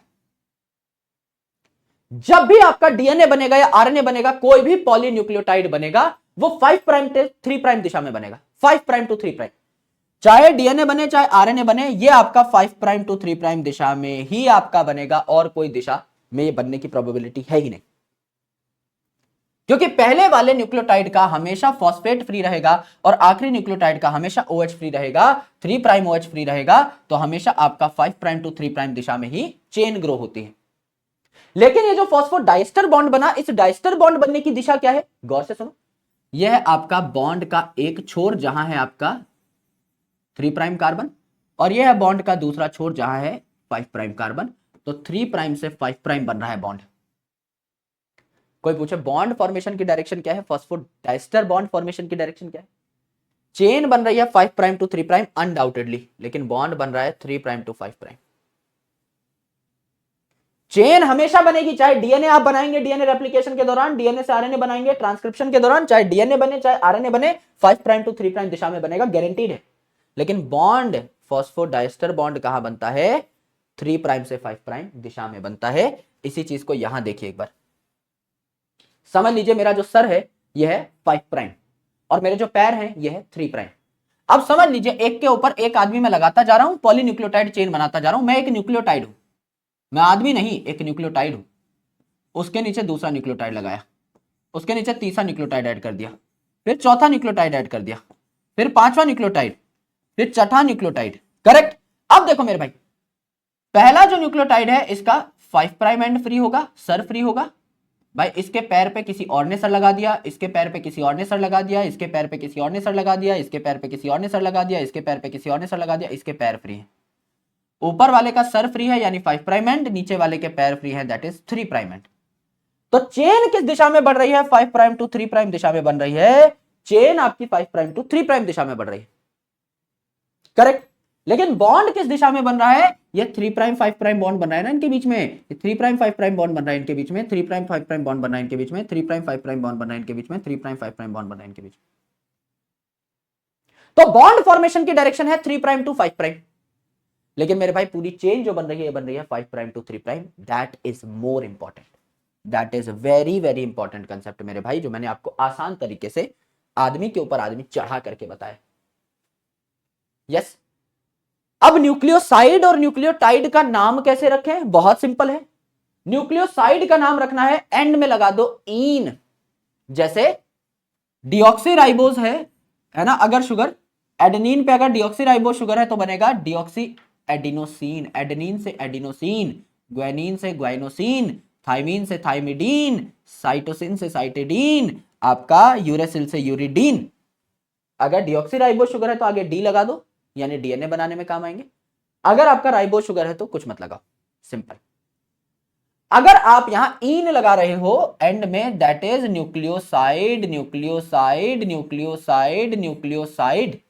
अगर आपने इस न्यूक्लियोसाइड पे फॉस्फेट ऐड कर दिया या फॉस्फोरिक एसिड ऐड कर दिया तो ये बन जाएगा न्यूक्लियोटाइड। तो न्यूक्लियोटाइड बनाने के लिए आपने क्या किया? फॉस्फेट लगाया या फॉस्फोरिक एसिड लगाया, तो आप क्या लगा दोगे यहां पे एंड में? एट या इक एसिड। भाई एडेनिन था, एडिनाइलेट एडिनाइलिक एसिड। ग्वानिन था, guanylate guanylic acid. Thymidine, thymidylate thymidylic acid. Cytosine था, साइटिडाइलेट साइटिडाइलिक एसिड। यूरासिल था, यूरिडाइलेट यूरिडाइलिक एसिड। 8 लग गया नाम के एंड में यानी फॉस्फेट लग चुका है, यानी ये न्यूक्लियोटाइड है। एक एसिड लग गया है नाम के एंड में, इसका मतलब फॉस्फोरिक एसिड लग चुका है, यानी ये न्यूक्लियोटाइड है। और नाम के आगे ईन लगा हुआ, इसका मतलब न्यूक्लियोसाइड है। तो न्यूक्लियोटाइड पहचानना बहुत आसान है। नाइट्रोजनस बेस का हमें नाम याद ही है, adenine, guanine, thymine, cytosine, uracil, सबका याद है। न्यूक्लियोटाइड देख के ही पकड़ में आ जाएगा, 8 या एक एसिड लगा होगा। बच गए जो एंड में ईन लगा हुआ है वो आपके न्यूक्लियोसाइड। टेंशन लेने की जरूरत है ही नहीं, कुछ करने की जरूरत है ही नहीं। करेक्ट। अब मेरे भाई डिटेल्स देख लेते हैं कुछ डीएनए की। एंड चारगाफ करके एक साइंटिस्ट थे, उनके कुछ नियम, उनके कुछ रूल्स देख लेते हैं, उनको पढ़ लेते हैं अच्छे तरीके से, जिससे डिटेल्ड डिस्क्रिप्शन हमें इस टॉपिक की मिल जाए। तो फ्रेडरिक मिशर नाम के एक साइंटिस्ट थे, 1869 में इन्होंने डीएनए का नाम रखा न्यूक्लिन। इन्होंने बेसिकली कहा जाता है कि डीएनए की डिस्कवरी की और इनका नाम रखा न्यूक्लिन। क्यों? क्योंकि ये कहा गया कि सेल के न्यूक्लियस के अंदर से ये मटेरियल, ये मसाला पाया गया था, इसका नाम न्यूक्लिन रखा। तो यहां पर मेरे भाई पहले जमाने में ना थोड़ा एनिमल सैंपल्स लेने में लोग कतराते थे, उनको परमिशंस नहीं मिलती थी। तो इन्होंने क्या किया, एक पेशेंट था, उसके पस सेल्स जो WBC थे, है ना, कोई आपकी फुंसी वगैरह हो गई, कोई चोट लग गया, कोई घाव हो रखा है, उसमें सफेद कलर का जो पस बनता है वो बैंडेड पे चिपका हुआ था पस। उन पस सेल्स से न्यूक्लिन को बेसिकली निकाला और कहा कि भैया ये तो न्यूक्लियस के अंदर पाया जाता है, इस मटेरियल को मैं न्यूक्लिन कहूंगा। तो न्यूक्लिन शब्द दिया फ्रेडरिक मिशर साहब ने। फिर एक और साइंटिस्ट आए जिनका नाम था अल्टमान। अल्टमान ने इस न्यूक्लिन पे और रिसर्च की और कहा कि भैया ये तो एसिडिक है नेचर में, फॉस्फोरिक एसिड ग्रुप लगा रहता है इस पे, तो एसिडिक है। तो इन्होंने इस न्यूक्लिन का नाम बदल करके न्यूक्लिक एसिड रख दिया। तो न्यूक्लिन शब्द किसने दिया? फ्रेडरिक मिशर ने। एंड उसे न्यूक्लिक एसिड कहा आगे चल के अल्टमान ने। चारगाफ साहब ने क्या कहा? चारगाफ साहब ने कहा कि जो डबल स्ट्रैंडेड डीएनए है, यहां ए के सामने हमेशा टी आएगा, टी के सामने हमेशा ए आएगा, टी के सामने हमेशा ए के सामने हमेशा टी। तो जाहिर सी बात है एक डबल स्ट्रैंडेड डीएनए में जितने ए होंगे क्या उसके सामने उतने ही टी होंगे, करेक्ट। जितने टी होंगे क्या उसके सामने उतने ही ए होंगे, करेक्ट। यानी ए और टी की मात्रा क्या हमेशा बराबर होगी, ए अगर 9 है तो टी भी 9 होंगे, काउंट कर लो ऊपर, बराबर मिलेंगे। जितने सी हैं क्या उसके सामने जी होंगे, क्या जितने जी हैं उसके सामने सी होंगे, बिल्कुल। तो ए जितने होंगे उसके सामने उतने ही टी, सी जितने हैं उसके सामने उतने ही जी। तो अगर आप रेशियो निकालें प्यूरिन और पिरिमिडिन का, तो जितने ए हैं उतने ही टी हैं, जितने सी हैं उतने ही जी हैं। तो प्यूरिन और पिरिमिडिन का रेशियो जब आप निकालेंगे तो 1 आएगा। जितना ए है उतना ही टी है तो ये कट जाएंगे, जितना सी है उतना ही जी है तो ये कट जाएंगे, तो मेरे भाई 1 आएगा। प्यूरिन और पिरिमिडिन का रेशियो, क्योंकि एडेनिन और ग्वानिन क्या है, प्यूरिन, थाइमिन साइटोसिन क्या है, पिरिमिडिन। तो ए और टी बराबर, जी और सी बराबर, तो कट पिटा के 1 आ जाएंगे। यानी ratio of purine and pyrimidine in a double standard DNA is 1। ये आपके चारगाफ साहब ने कहा। अब दूसरी बात इन्होंने क्या कही, दूसरी बात इन्होंने कही ए प्लस टी जो साथ साथ जुड़ते हैं, A plus T and G plus C, इनका रेशियो कांस्टेंट होता है फॉर अ स्पीसीज। ये 1 नहीं होता, 1 हो ही नहीं सकता। क्यों भाई, ए और टी बराबर थे। अब समझ लो यहाँ पे ए 9 है टी 9 है, तो ऊपर नंबर आ गया ए प्लस टी 18, और नीचे जी और सी है, ये 10 10 है तो नीचे आ गया 20। तो आंसर 1 थोड़ी आया, answer is not is equal to 1। तो ए और टी आपने ऊपर रख दिए, जी और सी आपने नीचे रख दिए। ए और टी आपस में बराबर होते हैं, जी और सी आपस में बराबर होते हैं। ऊपर वाला नंबर और नीचे वाला नंबर बराबर हो, ये जरूरी थोड़ी है। ऊपर 18 आ रहा है, नीचे 20 आ रहा है, यस। तो यहां दिक्कत हो गई, but this is still constant. Eighty और जीसी का जो रेशियो है ये कांस्टेंट होता है फॉर अ पर्टिकुलर स्पीसीज। जैसे अगर आप प्रोकैरियोट की बात करेंगे तो उसमें सीजी रिच डीएनए होता है, डीएनए में सीजी ज्यादा पाया जाता है। और यूकैरियोट्स में देखोगे तो एटी ज्यादा पाया जाता है, यूकैरियोट्स में आपका एटी ज्यादा पाया जाता है। करेक्ट है, एकदम करेक्ट है गुरुदेव, एकदम करेक्ट है, यस। यानी अगर देखो एटी जीसी का अगर रेशियो निकालना है तो मैंने कहा प्रोकैरियोट में जीसी ज्यादा पाया जाता है, नीचे वाला नंबर बड़ा होगा तो ये रेशियो आपका क्या आएगा, बेसिकली लेस देन 1 आएगा। और मैंने कहा यूकैरियोट में 80 ज्यादा होता है, तो 80/cg अगर आप देखोगे तो 80 आपका बड़ा नंबर होगा, तो आपका मोर देन 1 रेशियो देखने को मिलेगा। हालांकि इतनी डिटेल्ड स्टडी नहीं करनी, सिंपल याद रखो प्रोकैरियोट में या यूकैरियोट में किसी एक का याद कर लो कि यूकैरियोट में 80 रिच डीएनए होता है, हमारे अंदर ए और टी ज्यादा पाए जाते हैं सी और जी के कंपैरिजन में। प्रोकैरियोट में उल्टा कर दो, सीजी रिच डीएनए होता है। ठीक है, ये चारगाफ साहब ने बात करी कि प्यूरिन और पिरिमिडिन का रेशियो तो 1 है, क्योंकि ए टी के बराबर है तो ये दोनों कट जाएंगे, और सी जी के बराबर है तो ये दोनों कट जाएंगे, तो ये रेशियो तो 1 आएगा। लेकिन एटी और जीसी का जो रेशियो है, जैसे इस डीएनए को जो मैंने बनाया है, ए और टी 9 है तो ऊपर आ गया 18, सी और जी 10 10 है तो नीचे आ गया 20। तो ये रेशियो आपका जरूरी नहीं हमेशा 1 आए, लेकिन मेरे भाई it is constant for a species. जैसे समझ लो यहाँ पे प्रोकैरियोट में इट इज लेस देन 1, समझ लो 0.8 के आसपास है किसी स्पीसीज का। यूकैरियोट्स में इट इज मोर देन 1, समझ लो 1.35 के आसपास है किसी स्पीसीज का, तो इट इज कांस्टेंट कि ह्यूमन के लिए 1.35 है, सारे ह्यूमंस में लगभग उतना ही देखने को मिलेगा। ये कॉन्स्टेंसी आपको देखने को मिलती है, ऐसा चारगाफ साहब ने कह डाला। Now structure of B DNA, मतलब जो सबसे कॉमन डीएनए है जो हमें मिलता है हमारे शरीर में अधिकतर ऑर्गेनिज्म के अंदर, इसको हम लोग क्या कहते हैं, बी डीएनए कहते हैं, यस। अब ये जो बी डीएनए है मेरे भाई, इसका स्ट्रक्चर दिया था 4 साइंटिस्ट ने मिलकर के, मिस्टर वॉटसन, क्रिक, उसके अलावा Rosalind Franklin and Morris Wilkins. तो यहां पर क्या हुआ था, एक्सरे क्रिस्टेलोग्राफी टेक्निक का इस्तेमाल किया था आपके रोजालिन फ्रैंकलिन मैम ने एंड मॉरिस विल्किंस साहब ने। फ्रैंकलिन और विल्किंस ने एक्सरे क्रिस्टेलोग्राफिक डेटा निकाला और कुछ चित्र तैयार करने की कोशिश की डीएनए के, लेकिन मेरे भाई इन चित्रों को ये ठीक से समझा नहीं पाए। डेटा इनका बहुत अच्छा था लेकिन ये इलेबोरेट नहीं कर पाए कि इससे डीएनए का स्ट्रक्चर बनेगा कैसे। तो इन 1953 इस क्रिस्टेलोग्राफिक डेटा को इस्तेमाल किया आपके वॉटसन एंड क्रिक ने, एंड डबल हेलिकल मॉडल दे दिया डीएनए का कि इसमें 2 हेलिक्स होती हैं जो आपस में गुथी हुई होती हैं। इस बी डीएनए का डबल हेलिकल मॉडल दे दिया वॉटसन एंड क्रिक साहब ने, एंड इन्हें नोबेल प्राइज से भी नवाजा गया। किनको, वॉटसन को, क्रिक को एंड आपका मॉरिस विल्किंस को। रोजालिन फ्रैंकलिन मैम को नोबेल प्राइज नहीं दिया गया क्योंकि इनकी डेथ हो गई थी नोबेल प्राइज सेरेमनी से पहले। तो मृत लोगों को यानी पॉस्ट्यूमसली नोबेल प्राइज अवार्ड नहीं किया जाता है। तो आपका रोजालिन फ्रैंकलिन मैम को बस नोबेल नहीं मिला था, बाकी तीनों साइंटिस्ट को नोबेल प्राइज दिया गया था फॉर इल्यूसिडेशन और the description of structure of DNA, DNA का स्ट्रक्चर समझाने के लिए। तो डीएनए का स्ट्रक्चर है कैसा, गौर से देखिए। मैंने कहा यहां जो डीएनए इसमें 2 स्ट्रैंड है, डबल हेलिकल मॉडल है, तो 2 स्ट्रैंड है जो आपस में गुथे हुए हैं, this is 1 strand. This is second strand. पहली बात तो ये हो गई।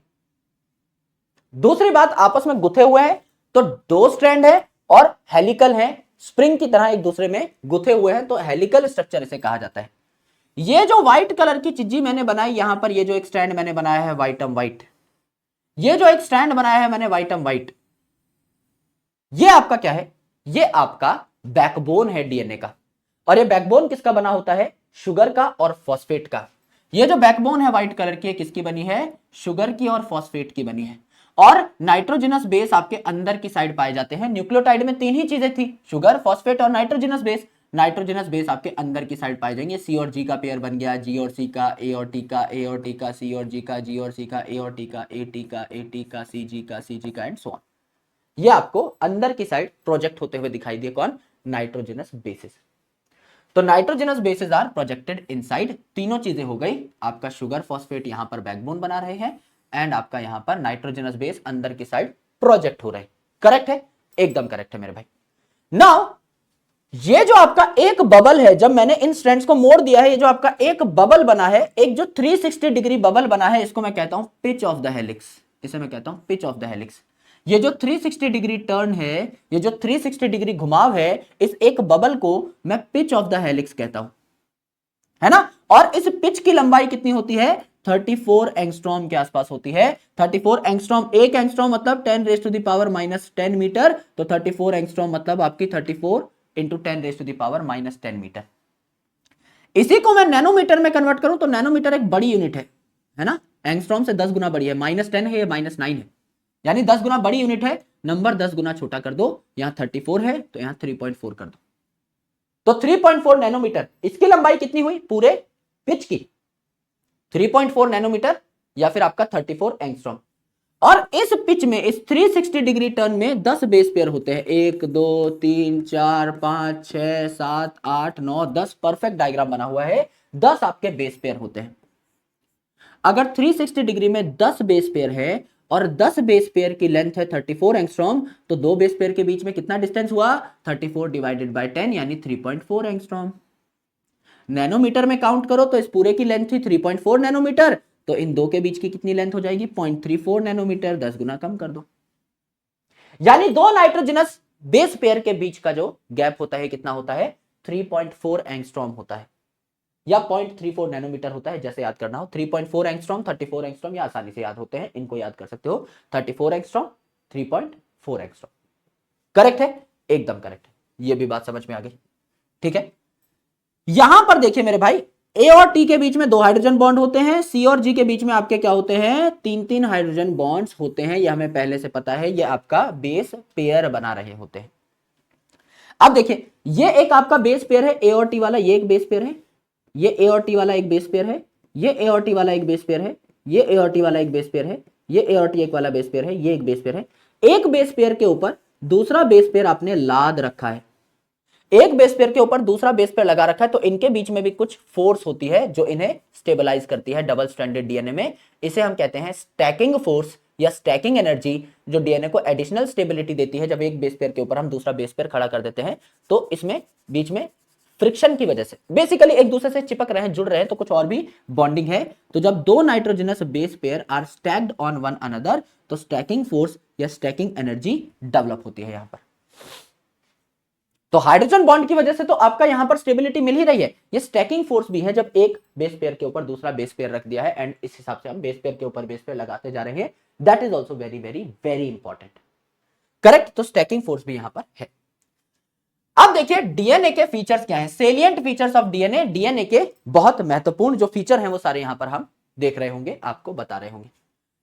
दो हेलिक्स देखने को मिलती हैं आपको डीएनए के अंदर, एक ये वाली है, एक ये वाली है, दोनों आपस में लिपटी हुई हैं, तो डीएनए डबल स्ट्रैंडेड होता है। दोनों स्ट्रैंड एंटी पैरेलल होते हैं। पैरेलल मतलब ये भी 5 प्राइम टू 3 प्राइम होता, ये भी 5 प्राइम टू 3 प्राइम होता, तो एकदम पैरेलल। एंटी पैरेलल मतलब उल्टा, ये 5 प्राइम टू 3 प्राइम, ये 5 प्राइम टू 3 प्राइम, उल्टा है पैरेलल में, तो एंटी पैरेलल पोलैरिटी इसको कहा जाता है। एंटी पैरेलल पोलैरिटी इसको कहा जाता है मेरे भाई। जैसे यहां 5 प्राइम टू 3 प्राइम इस दिशा में है, यहां 5 प्राइम टू 3 प्राइम इस दिशा में, तो एंटी पैरेलल पोलैरिटी इसको कहा जाता है। ए हमेशा टी के साथ बाइंड करता है विद 2 हाइड्रोजन बॉन्ड, सी हमेशा जी के साथ बाइंड करता है विद 3 हाइड्रोजन बॉन्ड। बैकबोन जो बनेगी शुगर और फॉस्फेट की बनेगी, बेसिस जो है एक दूसरे पर स्टैक्ड होते हैं, तो इसलिए स्टैकिंग एनर्जी भी एडिशनल स्टेबिलिटी दे रही होती है। पिच जो है इसमें 10 बेस पेयर पाए जाते हैं, एक पिच में 10 बेस पेयर पाए जाते हैं। तो कोई पूछ ले कितने नाइट्रोजनस बेसिस हैं, मैं कह रहा हूं यहां पेयर जो है वो 10 हैं, जूतों की जोड़ियां कितनी है 10 हैं, तो टोटल जूते कितने हुए 20, यानी ऐसे काउंट करोगे पेयर 1 2 3 4 5 6 7 8 9 10, 10 बेस पेयर है। अगर आप नाइट्रोजनस बेस काउंट करें तो 1 2 3 4 5 6 7 8 9 10 11 12 13 14 15 16 17 18 19 20, डबल कर दो, तो नाइट्रोजनस बेस कितने हैं 20, जबकि आपके बेस पेयर कितने हैं 10 बेस पेयर है। ठीक है, लेंथ कितनी है आपकी इस पिच की 34 एंगस्ट्रॉम, तो दो बेस पेयर के बीच में डिस्टेंस कितना हुआ आपका 3.4 एंगस्ट्रॉम हो गया। और ये जो आपका डायामीटर है, इस डीएनए का जो डायामीटर है ये कितना है 20 एंगस्ट्रॉम, तो रेडियस कितना हो जाएगा मेरे भाई 10 एंगस्ट्रॉम के आसपास हो जाएगा। दिस इज 20 एंगस्ट्रॉम, तो रेडियस कोई पूछ ले आधा, कितना हो जाएगा 10 एंगस्ट्रॉम। और जो डीएनए होता है इसकी चेन्स मुड़ी हुई है ऐसे, ये राइट हैंडेड साइड में मुड़ी हुई होती है, usually they are right handed coiled, left handed coiled उतनी स्टेबल नहीं होती, राइट हैंडेड कॉइल्ड में ये कन्वर्ट हो जाती है। Correct, this was your structure of nucleotide and polynucleotide. Central dogma की अगर आप बात करें तो जो वॉटसन एंड क्रिक थे, इनमें से सी फॉर क्रिक साहब ने एक स्कीम दी थी, इसे सी फॉर सेंट्रल डॉगमा कहा जाता है। इस स्कीम के हिसाब से डीएनए अपनी कॉपी बना सकता है, रेप्लिका बना सकता है by a process replication, DNA फिर आरएनए में कन्वर्ट हो सकता है with the help of a process transcription, और आरएनए आगे चल के प्रोटीन में कन्वर्ट हो सकता है with the help of a process translation. ठीक है, आरएनए उल्टा डीएनए में भी कन्वर्ट हो सकता है। अगर डीएनए से आरएनए बन रहा है, इस प्रोसेस को हम लोग ट्रांसक्रिप्शन कहते हैं, तो आरएनए जब डीएनए में कन्वर्ट हो रहा है, इस प्रोसेस को हम रिवर्स ट्रांसक्रिप्शन कहेंगे, रिवर्स हो रहा है। यह बहुत चुनिंदा वायरसेस में देखने को मिलता है प्रोसेस रिवर्स ट्रांसक्रिप्शन, जैसे कि आपका एक एंजाइम है रिवर्स ट्रांसक्रिप्टेज, जो ये काम कराता है, जो रेट्रोवायरसेस में देखने को मिलता है, एचआईवी वगैरह में देखने को मिलता है, ये वाला सिस्टम रिवर्स ट्रांसक्रिप्शन, सब में नहीं होता। तो डीएनए से डीएनए बनना रेप्लिकेशन, डीएनए से आरएनए बनना ट्रांसक्रिप्शन, और आरएनए से प्रोटीन बनना इज ट्रांसलेशन, ये आपको देखना होता है अच्छे तरीके से। करेक्ट, अब मैंने आपको बताया अगर आप एक डिप्लॉयड सेल लेते हैं ह्यूमन का, तो इसमें कितने आपके बेस पेयर हैं 6.6 इंटू 10⁻⁹ बेस पेयर है, यह हमें पहले से पता है। हर बेस पेयर के बीच में डिस्टेंस कितना है 0.34 नैनोमीटर है या 3.4 एंगस्ट्रॉम है। तो यहां पर अगर आपको टोटल हमारे डीएनए की लंबाई निकालनी है, आप देख लो दो नाइट्रोजनस बेस पेयर के बीच में कितना डिस्टेंस है और टोटल कितने बेस पेयर है। यहां पर देखिए 6.6 इंटू 10⁻⁹ इंटू 0.34 इंटू 10⁻⁻⁹ -9 से +9 कट गई पावर, यहां 6.6 इंटू 0.3 मतलब 1/3 1/3, तो 6.6 का 1/3 करोगे क्या आ जाएगा आपका 2.2 आ जाएगा। 2.2 मीटर लंबा डीएनए होता है आपके हर डिप्लॉयड सेल में। और आपके यहां पर बहुत सारे सेल्स हैं, आपके ट्रिलियंस ऑफ सेल्स हैं, ट्रिलियंस ऑफ सेल्स है मेरे भाई, और हर सेल में 2.2 मीटर लंबा डीएनए है। आप अपने सेल को ठीक तरीके से देख भी नहीं सकते, इतना छोटा सेल होता है, 10 से 20 माइक्रोमीटर का ही तो होता है एवरेज। अगर आप साइज लो तो एवरेज प्रोकैरियोटिक सेल कितना बड़ा होता है 1 से 2 माइक्रोमीटर, एवरेज यूकैरियोटिक सेल कितना बड़ा होता है 10 से 20 माइक्रोमीटर। 10 से 20 माइक्रोमीटर साइज का ही तो एक सेल है, उसके अंदर 2.2 मीटर लंबा डीएनए, इतना लंबा डीएनए अपने इतने छोटे सेल के अंदर जो दिखाई भी नहीं देता उसके अंदर फिट कर रखा है। So how is the DNA packed, this is our major concern. ये समझना है हमको, ये जो डीएनए है इसकी पैकेजिंग कैसे हो रखी है मेरे भाई। इतना लंबा डीएनए 2.2 मीटर लंबा डीएनए इतने चिंदी से सेल में घुसाया कैसे, इतनी बढ़िया पैकेजिंग करी कैसे। तो सबसे पहले हम लोग पढ़ेंगे packaging of DNA in prokaryotes. Prokaryotes में यानी बैक्टीरिया वगैरह में, इकोलाई वगैरह में कैसे आपकी पैकेजिंग हुई है। देखिए, तो टिपिकल डिप्लॉयड ह्यूमन सेल की अगर आप बात करें तो 2.2 मीटर लंबा डीएनए इसमें होता है, और साइज जो है यूकैरियोटिक सेल का 10 से 20 माइक्रोमीटर है। अगर पूरा सेल ही 10 से 20 माइक्रोमीटर का है तो न्यूक्लियस कितना होगा 1 माइक्रोमीटर का होगा। इतने बड़े सेल में छोटा सा न्यूक्लियस होता है 1 माइक्रोमीटर का होता होगा।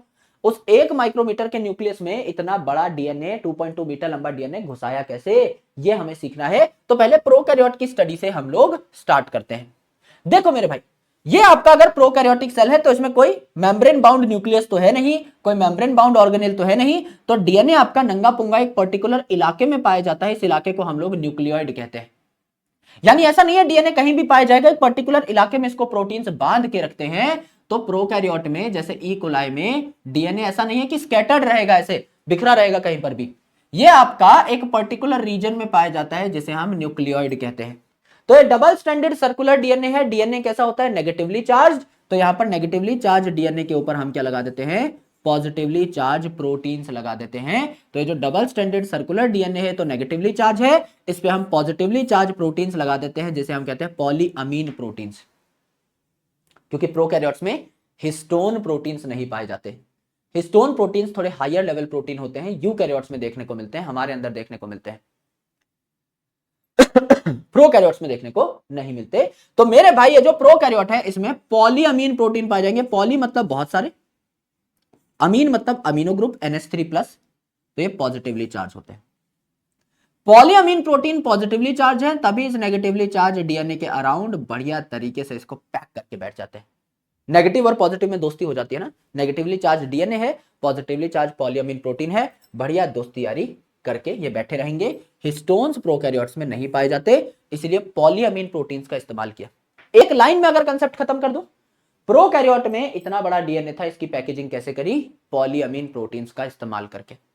नेगेटिवली चार्ज डीएनए की दोस्ती पॉलीअमीन प्रोटीन से करा दी, तो आपका ये जो डीएनए है ये एक ही इलाके में आपका गड़ गया, न्यूक्लियोइड इलाके में गड़ गया। ऐसा नहीं है कि कहीं रैंडमली पाया जा रहा है, एक ही इलाके में प्रोटीन ने इसे बांध लिया है, यह हमने देखा। सर ये तो सिंपल था। थोड़ी कॉम्प्लेक्सिटी आती है यूकैरियोट्स में, क्योंकि हमारा डीएनए बहुत ही ज्यादा लंबा है, बहुत ही ज्यादा बड़ा है। तो यहां पर भी डीएनए तो नेगेटिवली चार्ज होगा, क्योंकि हमारे डीएनए में भी फॉस्फेट तो हो गई।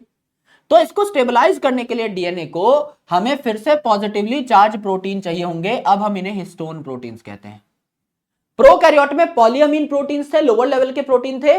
यूकैरियोट्स में हिस्टोन प्रोटीन्स और भी हायर लेवल के प्रोटीन आते हैं, जिन्हें हम कहते हैं नॉन हिस्टोन क्रोमोसोमल प्रोटीन। जो क्रोमोसोम बनाते टाइम जब एकदम ही डीएनए की तगड़ी पैकेजिंग करनी है और उसे क्रोमोसोम में कन्वर्ट कर देना है, तब आपके काम आते हैं। तो यहां पहले आएंगे हिस्टोन प्रोटीन, और जब एकदम क्रोमोसोम बनाने के लिए तगड़ी पैकेजिंग की, एकदम तगड़ी गुथम गुथाई की जरूरत होगी, तब आएंगे NHC प्रोटीन्स, यानी नॉन हिस्टोन क्रोमोसोमल प्रोटीन्स। तो यहां हिस्टोन प्रोटीन्स की जरूरत पड़ती है इनिशियली, जो कि पॉजिटिवली चार्ज होंगे, जो नेगेटिवली चार्ज डीएनए को अपने अराउंड लपेट लेंगे। तो हिस्टोन पॉजिटिवली चार्ज होते हैं, क्योंकि ये ऐसे प्रोटीन है, हिस्टोन प्रोटीन ऐसे प्रोटीन है जिनमें पॉजिटिव चार्ज अमीनो एसिड पाए जाते हैं, जैसे लाइसिन और आर्जिनिन। भाई अमीनो एसिड का एक स्ट्रक्चर है, अमीनो एसिड एक बायोमोलिक्यूल है, तो इसमें कार्बन हाइड्रोजन तो होगा ही। यह है आपका अमीनो ग्रुप, यह है आपका एसिड ग्रुप, यह है आपका आर ग्रुप। अब क्या होता है, ये जो लाइसिन और आर्जिनिन है, इनमें ज्यादा अमीनो ग्रुप पाए जाते हैं, और अमीनो ग्रुप जो है ये बेसिक होता है नेचर में, है ना। ये देखो COOH, इसे कहते हैं कार्बोक्सिलिक एसिड ग्रुप। तो ये एसिडिक नेचर शो करता है, ये प्रोटॉन डोनेट कर सकता है। ये आपका NH2 था, यहां पर ये प्रोटॉन लेकर NH3+ बन सकता है, ये प्रोटॉन ले सकता है, it is basic in nature. तो ऐसे अमीनो एसिड जहां मल्टीपल अमीनो ग्रुप पाए जाते हैं, इस आर ग्रुप में भी मल्टीपल अमीनो ग्रुप पाए जाते हैं, ओवरऑल ये पॉजिटिवली चार्ज हो जाता है। इससे अगर प्रोटॉन गया तो ये COO नेगेटिव हो जाएगा, नेगेटिवली चार्ज। यहां NH2 जो था, इसने प्रोटॉन लेकर अपने आप को NH3+ बना लिया, पॉजिटिवली चार्ज। तो जितने ज्यादा अमीनो ग्रुप होंगे उतना ही ज्यादा पॉजिटिव चार्ज आएगा अमीनो एसिड पे, उतना ही ज्यादा ये नेगेटिवली चार्ज डीएनए के साथ बाइंड कर पाएंगे, नेगेटिव पॉजिटिव की दोस्ती हो पाएगी। तो मल्टीपल अमीनो ग्रुप यहां पर आने चाहिए, तब जाकर ये ज्यादा पॉजिटिव हो पाएगा। और मल्टीपल अमीनो ग्रुप आएंगे तो ये देखो NH3 अमोनिया का फॉर्मूला है, इट इज लिविस बेस, तो ये बेसिक अमीनो एसिड भी कहलाते हैं। इनका ओवरऑल नेचर भी बेसिक हो जाता है, एंड NH3+, तो इन पर प्लस चार्ज है तो ये पॉजिटिव भी हो जाते हैं। तो लाइसिन और आर्जिनिन बेसिक नेचर के हैं और पॉजिटिवली चार्ज हैं, तो इसलिए नेगेटिवली चार्ज डीएनए को बढ़िया तरीके से पैक कर लेते हैं। तो हिस्टोन प्रोटीन में लाइसिन और आर्जिनिन है, तो ये पॉजिटिवली चार्ज होते हैं और डीएनए को इनिशियली पैक कर देते हैं। लेकिन एट हायर लेवल जब हमें क्रोमोसोम बनाने की जरूरत पड़ती है, तो हमें NHC प्रोटीन यानी नॉन हिस्टोन क्रोमोसोमल प्रोटीन्स की रिक्वायरमेंट पड़ती है, जो क्रोमोसोम बनाते टाइम हमारे काम आ रहे होते हैं। ये हमने देखा, ये हमने जाना, करेक्ट। अब ये जो हिस्टोन प्रोटीन्स होते हैं पैकेजिंग करते कैसे हैं, now let's talk about that. अलग अलग प्रकार के हिस्टोन प्रोटीन है, ये आपस में जुड़ के एक गोला बना लेते हैं। 8 हिस्टोन प्रोटीन जुड़ के एक गोला बना लेते हैं। 8 यूनिट से, 8 हिस्टोन प्रोटीन से बने हुए इस गोले को हम क्या कहते हैं? Histone octamer. ऑक्टा मतलब 8, ऑक्ट मतलब 8 एंड मर का मतलब होता है यूनिट्स, जैसे मोनोमर, मोनो मतलब एक, मर मतलब यूनिट।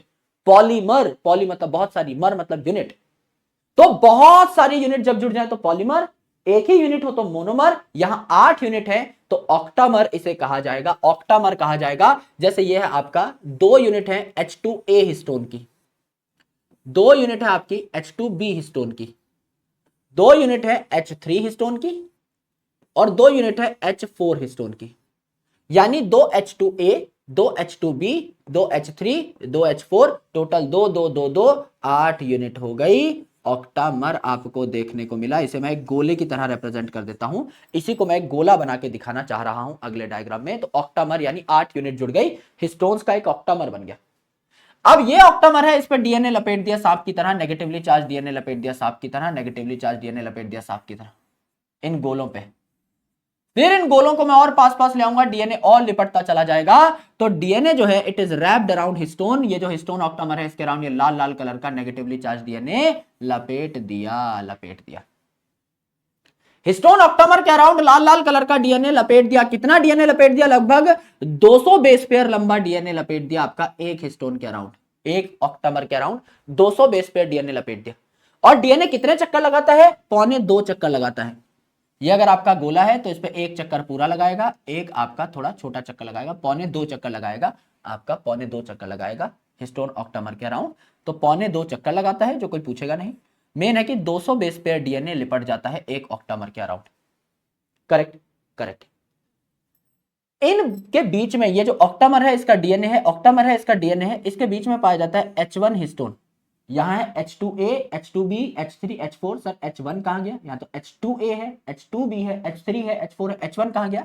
ये H1 जो है ये इन 2 यूनिट्स को कनेक्ट करता है, बीच में पाया जाता है, इसे लिंकर हिस्टोन कहा जाता है।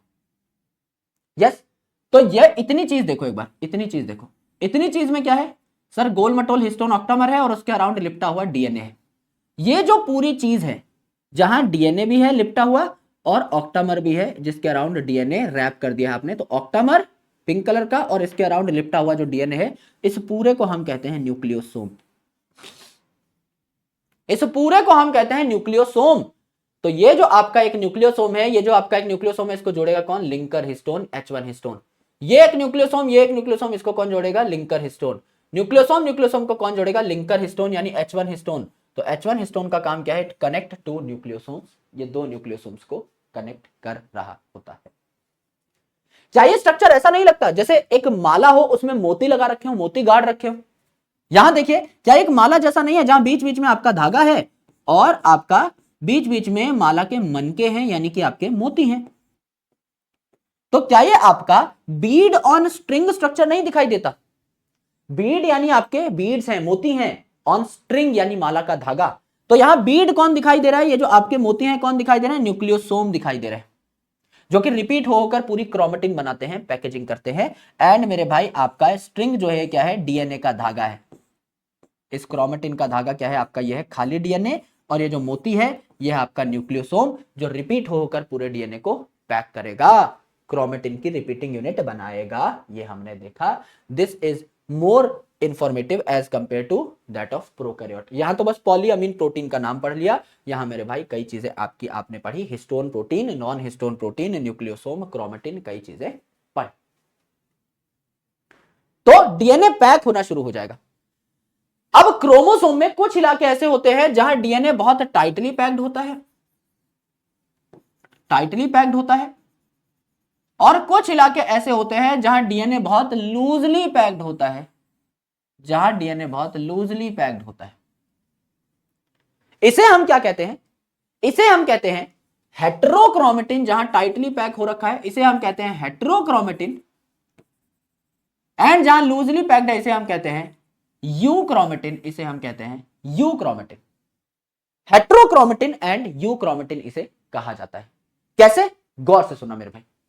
ये जो आपका टाइटली पैक्ड डीएनए है, यहां पर नियर टेल ऑफ क्रोमोसोम यानी टीलोमेयर के पास, एकदम एंड पे टीलोमेयर के पास, एंड ये जो सेंटर है सेंट्रोमेयर इसके पास, ये जो आपका टेल है टीलोमेयर इसके पास एंड ये जो सेंटर है इसके पास, आपका जो इलाका है टीलोमेयर पे एंड सेंट्रोमेयर के आसपास, यहां डीएनए टाइटली कॉइल्ड है, इसे हेटेरोक्रोमेटिन हम लोग कहते हैं। जबकि आपका बीच वाला जो इलाका है इसमें डीएनए जो है लाइटली पैक्ड है, लूजली पैक्ड है, इसे हम यू क्रोमेटिन या असली क्रोमेटिन कहते हैं। असली क्रोमेटिन इसे क्यों कहा सर? असली क्रोमेटिन इसलिए कहा क्योंकि यहां पे देखो ग्रीन कलर थोड़ा लाइट दिखाई दे रहा है, तो it is lightly stained. Green colour डालोगे कम दिखाई देगा, इतने इलाके में देखो ग्रीन खूब दिखाई दे रहा है, ग्रीन खूब दिखाई दे रहा है। यहां अगर डाई डालोगे तो कम ग्रीन दिखाई देगा, ज्यादा ग्रीन, तो it is lightly stained, loosely packed, DNA खुला खुला पैक्ड है एंड ट्रांसक्रिप्शनली एक्टिव है ये इलाका, क्योंकि ट्रांसक्रिप्शन फैक्टर आकर के इस डीएनए से बाइंड कर सकते हैं, तो डीएनए से आरएनए भी बन सकता है। खुला है ये डीएनए तो एंजाइम को बैठने की जगह मिलेगी। लेकिन अगर आप हेटेरोक्रोमेटिन की बात कर लें, ये आपका डार्कली स्टेन्ड है, हरा कलर खूब दिखाई दे रहा है। ये आपका वेल पैक्ड डीएनए है, खूब पैकेजिंग हो रखी है यहां पर, एंड ट्रांसक्रिप्शनली इनएक्टिव है, क्योंकि ये जो ट्रांसक्रिप्शन फैक्टर था ये यहां पे इसके बीच में आके बैठ ही नहीं पाएगा, इसको जगह ही नहीं मिलेगी, तो no place for transcription factor to sit, इसीलिए ट्रांसक्रिप्शन कर ही नहीं सकता, इसीलिए इसको यू क्रोमेटिन नहीं कहा। असली क्रोमेटिन इस वाले को क्यों कहा? क्योंकि आगे चल के आरएनए बना सकता है, प्रोटीन बना सकता है, आगे चल के ट्रांसक्रिप्शन ट्रांसलेशन करेगा, ये वाला बेचारा कुछ नहीं कर सकता, क्योंकि इसके ऊपर ट्रांसक्रिप्शन फैक्टर बाइंड ही नहीं कर पाएगा। This is heterochromatin and euchromatin in detail, इसको हमने समझा। Now another very important topic from examination point of view, सीधा सीधा सवाल पूछा जाता है, बेहतरीन सवाल पूछा जाता है, search of genetic material. Genetic material कैसे पता लगा कि डीएनए है? आज के दिन में तो हमें पता है that DNA is the genetic material, scientist ने उस दौर में कैसे पता लगाया मेरे भाई? तो ये जो आपका झगड़ा है जेनेटिक मटेरियल का, ये शुरू कब हुआ भाई? अगर आप सेल का कंपोजिशन देखें, चैप्टर बायोमोलिक्यूल में भी आपको बता रखा है, सेल में सबसे ज्यादा होता है वाटर, तो एक ट्रिक भी है इसकी, वाटर प्रूफ न्यू कार ली। आपने एक नई कार ली है, न्यू कार ली है, जो कि वाटर प्रूफ है, तो वाटर प्रूफ, वाटर मतलब water itself, proof that is protein, new that is nucleic acid, car that is carbohydrate, and ली का मतलब है लिपिड एंड आयन, LI यानी लिपिड और आयन। तो सेल में सबसे ज्यादा पानी है लगभग 70%, फिर आपका प्रोटीन है, न्यूक्लिक एसिड है, कार्बोहाइड्रेट है, लिपिड है, आयन है। साइंटिस्ट को यह लगा कि भाई प्रोटीन वाटर के बाद सबसे ज्यादा अबंडेंट बायोमोलिक्यूल है, और मेजर फंक्शन हमारे सेल में यही कर रहा होता है भाई। सारे के सारे एंजाइम जो है, ऑलमोस्ट सारे के सारे एंजाइम, 99.99999% एंजाइम वो भी प्रोटीन है, हमारे हेयर भी प्रोटीन है, नेल्स भी प्रोटीन है, एंटीबॉडी जो बेसिकली रक्षा करती है हमारी अलग अलग पैथोजन से, वो भी प्रोटीन है, इंटरसेलुलर मटेरियल भी प्रोटीन है, सेल के अंदर भी सबसे ज्यादा प्रोटीन है वाटर के बाद, सेल्स के बीच में भी प्रोटीन है, तो प्रोटीन ही सब कुछ करता होगा, सब कुछ करता तो वैसे प्रोटीन ही है। साइंटिस्ट को भी लगा यार हर काम तो प्रोटीन कर रहा है, तो प्रोटीन ही जेनेटिक मटेरियल होता होगा, तो ज्यादातर साइंटिस्ट पहले से ही कन्विंस्ड थे कि protein is the genetic material, बोले खोजने की जरूरत नहीं है यार, प्रोटीन के अलावा कोई कैंडिडेट है ही नहीं। पर कुछ साइंटिस्ट ऐसे थे जिन्हें लगा कि डीएनए जेनेटिक मटेरियल हो सकता है, तो इन दोनों में झगड़ा शुरू हो गया। प्रोटीन वाले में कई प्रोटीन के समर्थक थे, कई आपके डीएनए के समर्थक थे, दोनों में झगड़ा शुरू हो गया। तो 1926 में यह क्वेश्चन अराइज हुआ कि जेनेटिक मटेरियल है कौन, अब हम प्रूफ करेंगे। अब भैया बात एक्सपेरिमेंट में आ गई, अब यह नहीं है कि कौन ज्यादा पाया जा रहा है कौन कम, अगर ज्यादा पाए जाने से ही बात बनती तो वाटर को बना दो जेनेटिक मटेरियल, अब प्रूफ चाहिए कि जेनेटिक मटेरियल है कौन। 1926 में लड़ाई शुरू हुई, तो 1928 में सबसे पहला एक्सपेरिमेंट जो शुरू किया वो आपका किया ग्रिफिथ साहब ने। ग्रिफिथ नाम के साइंटिस्ट थे जिन्होंने ट्रांसफॉर्मेशन प्रिंसिपल एक्सपेरिमेंट किया, यानी इन्होंने ट्रांसफॉर्मेशन को पहली बार जनता के सामने रखा, इसे कहा गया ग्रिफिथ्स ट्रांसफॉर्मेशन एक्सपेरिमेंट। 1928 में ये पहले थे जिन्होंने जेनेटिक मटेरियल के ऊपर रिसर्च स्टार्ट की कि भाई कौन जेनेटिक मटेरियल है, मैं बताने की कोशिश करता हूं।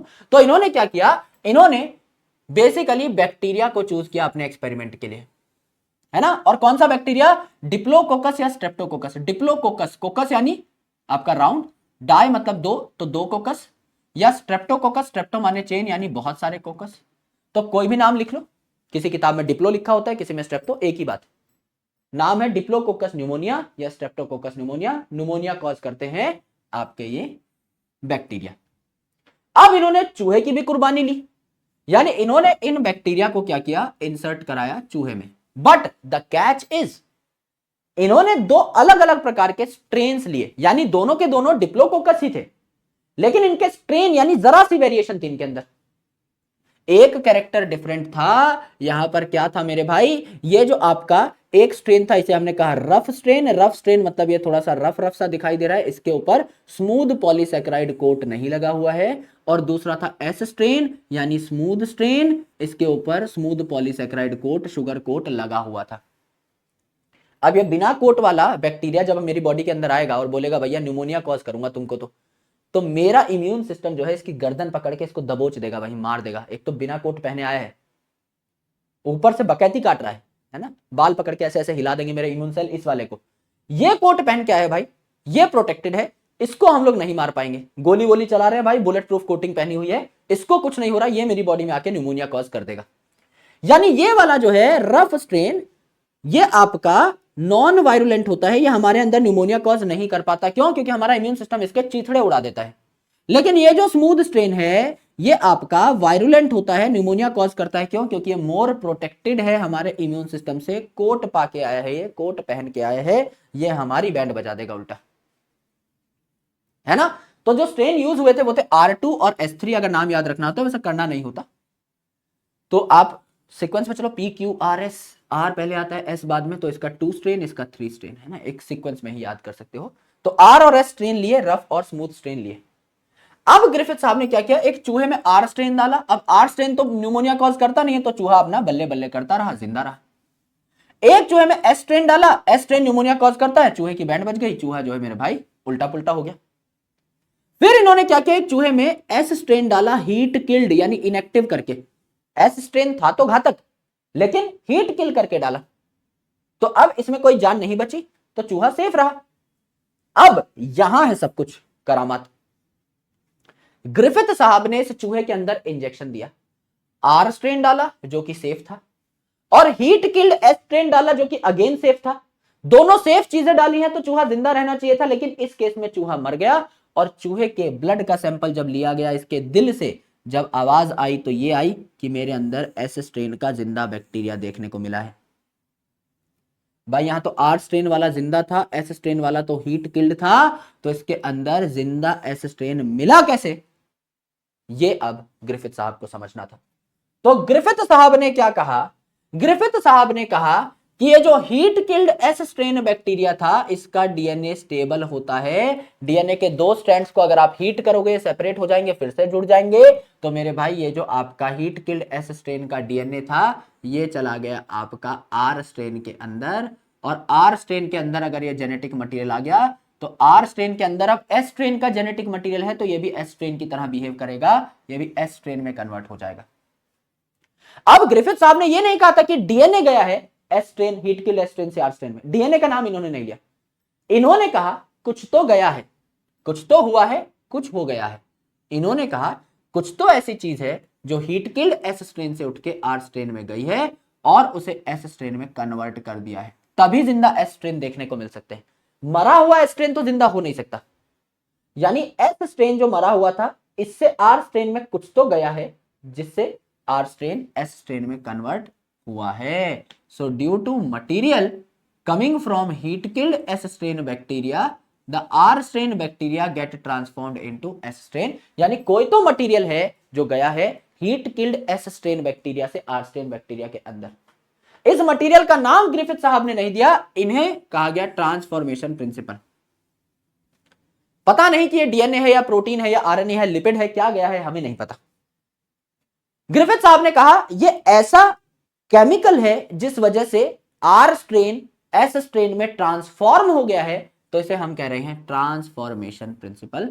जहां आपका हीट किल्ड S स्ट्रेन जो है, इससे निकल करके कुछ मसाला R स्ट्रेन में गया, एंड मेरे भाई ये जो R स्ट्रेन है S स्ट्रेन में कन्वर्ट हो बैठा। तो ग्रिफिथ साहब ने हमें कुछ नहीं बताया about the biochemical nature of transformation principle. इन्होंने कुछ नहीं बोला कि ये डीएनए है, आरएनए है, प्रोटीन है, अपना एक्सपेरिमेंट करके चल दिए। इन्होंने कहा मेरे चेले आएंगे, आगे देख लेंगे मेरे भाई कि ये क्या है ना। हमें नहीं पता। मैंने अपना एक्सपेरिमेंट कर दिया है, मैंने ये बताया है कि हीट किल्ड एस स्ट्रेन से आर स्ट्रेन में कुछ गया है, अब वो कुछ क्या है वो तुम ढूंढो, इतनी मेहनत मैंने कर ली है, मेरे बस की इतनी ही थी। यहां से हमें डीएनए की स्टेबिलिटी का भी अंदाजा लगता है कि जब आपने एस स्ट्रेन को हीट किल्ड कर दिया तो भी इसका डीएनए एक्टिव था। आज के दिन में तो हमें पता है ना कि ये डीएनए ही था। तो DNA is a very stable molecule मेरे भाई, कंप्लीटली डीएक्टिवेट नहीं हुआ ये एस स्ट्रेन को हीट किल करने पे भी, इतना स्टेबल था। इसीलिए आज इसको हम अपना जेनेटिक मटेरियल लेकर के बैठे हुए हैं, बहुत स्टेबिलिटी है इसके अंदर। यस गुरुजी, ये बात समझ में आ गई। तो ग्रिफिथ साहब ने अपना एक्सपेरिमेंट किया और बोले कुछ तो गया है हीट किल्ड एस स्ट्रेन से आर स्ट्रेन के अंदर। अब ये कुछ क्या है ये मैं नहीं बताऊंगा। तो 3 साइंटिस्ट आए जिन्होंने बायोकेमिकल नेचर बताया आपके ट्रांसफॉर्मेशन प्रिंसिपल का। 3 साइंटिस्ट का नाम था एवरी, मैक्लियोड और मैककार्टी। 1933 से 1944 तक इन्होंने अपने एक्सपेरिमेंट किए, 11 साल इन्होंने अपने एक्सपेरिमेंट किए, एवरी, मैक्लियोड और मैककार्टी ने।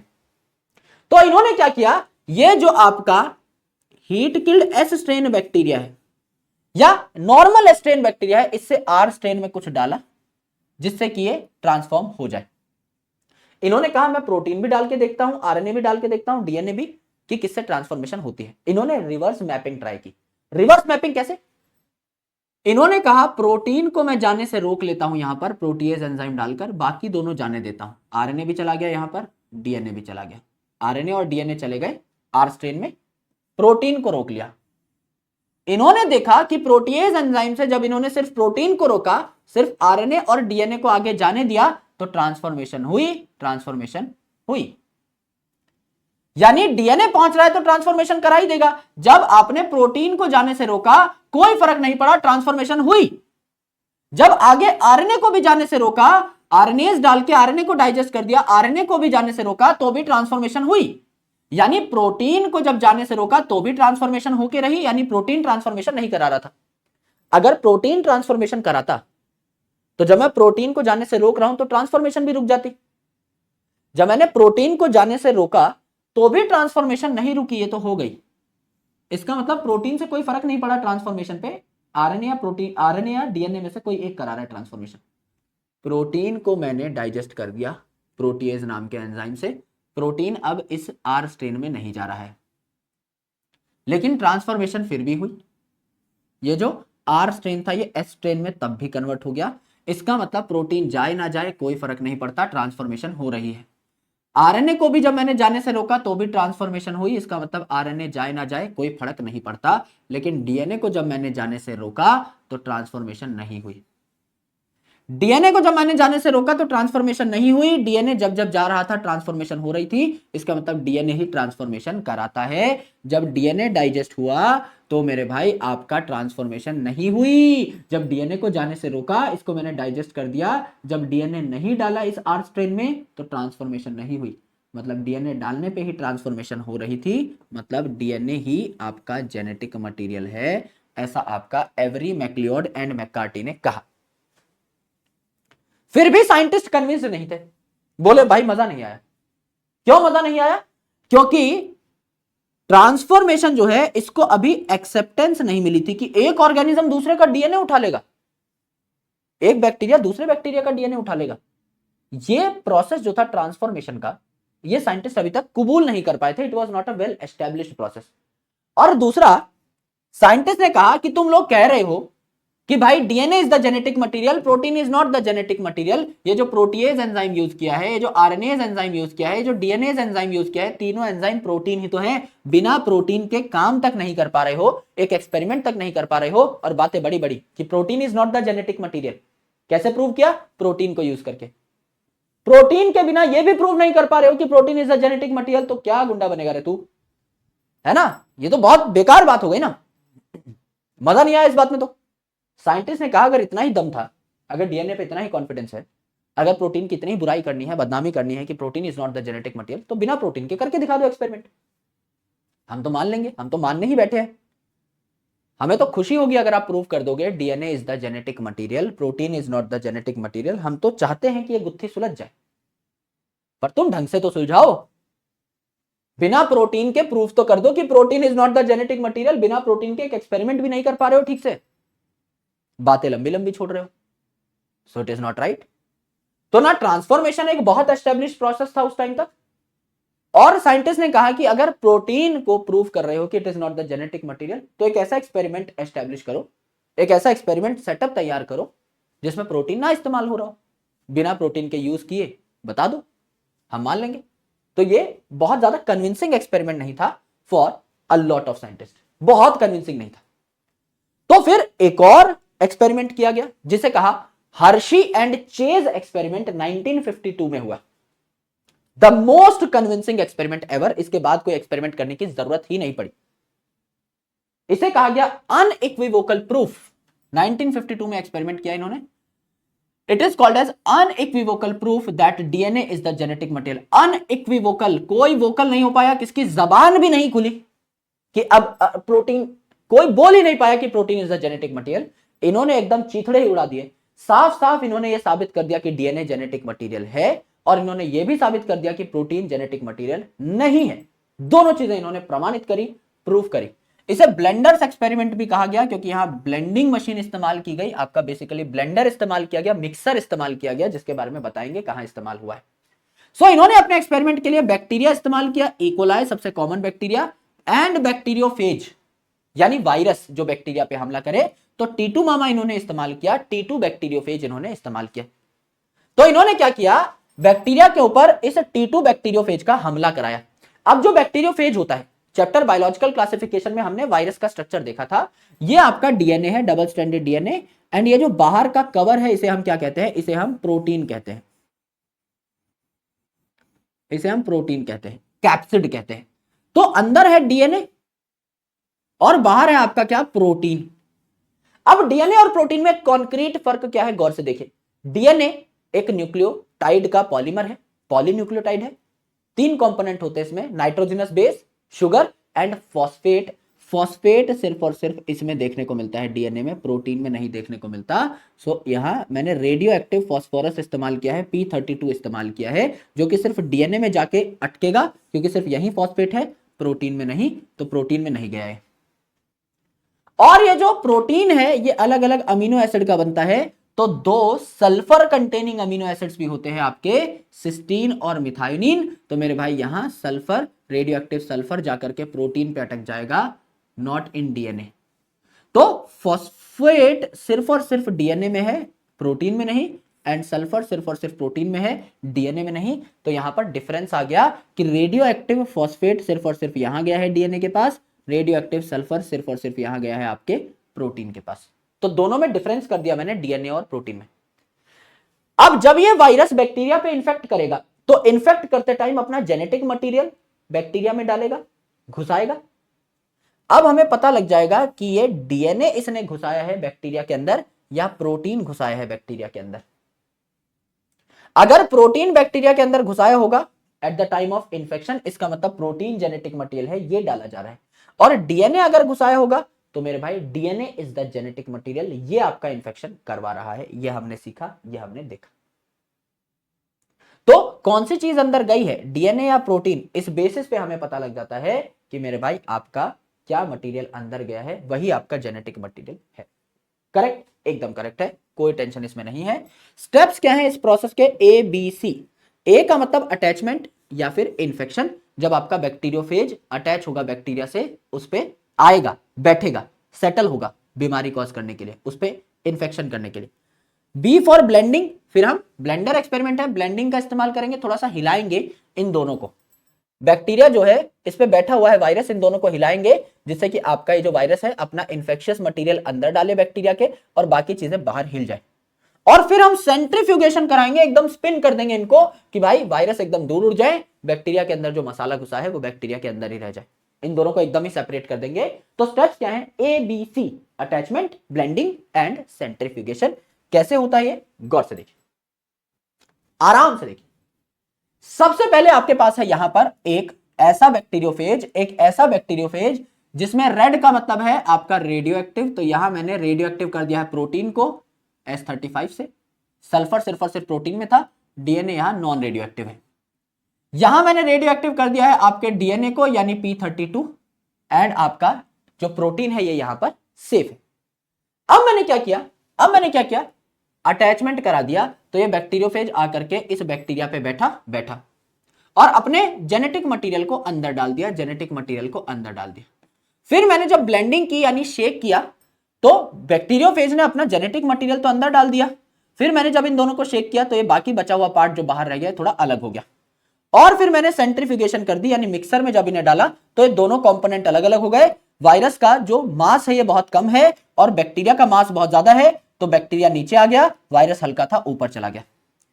मैंने जब इस टेस्ट ट्यूब को देखा तो मुझे देखने को मिला कि ऊपर है आपका रेडियो एक्टिव कंपोनेंट, यानी रेडियो एक्टिविटी मैंने किस में डाली थी, प्रोटीन में डाली थी। यहां प्रोटीन रेडियो एक्टिव था, तो ये प्रोटीन जो रेडियो एक्टिव था ये तो बैक्टीरिया से अलग पाया जा रहा है, यानी ये प्रोटीन जो है ये एंटर ही नहीं किया बैक्टीरिया में, यानी protein is not the genetic material, ये एंटर करता ही नहीं है बैक्टीरिया में। तो पता लग गया protein is not the genetic material, ये हमने प्रूव कर दिया।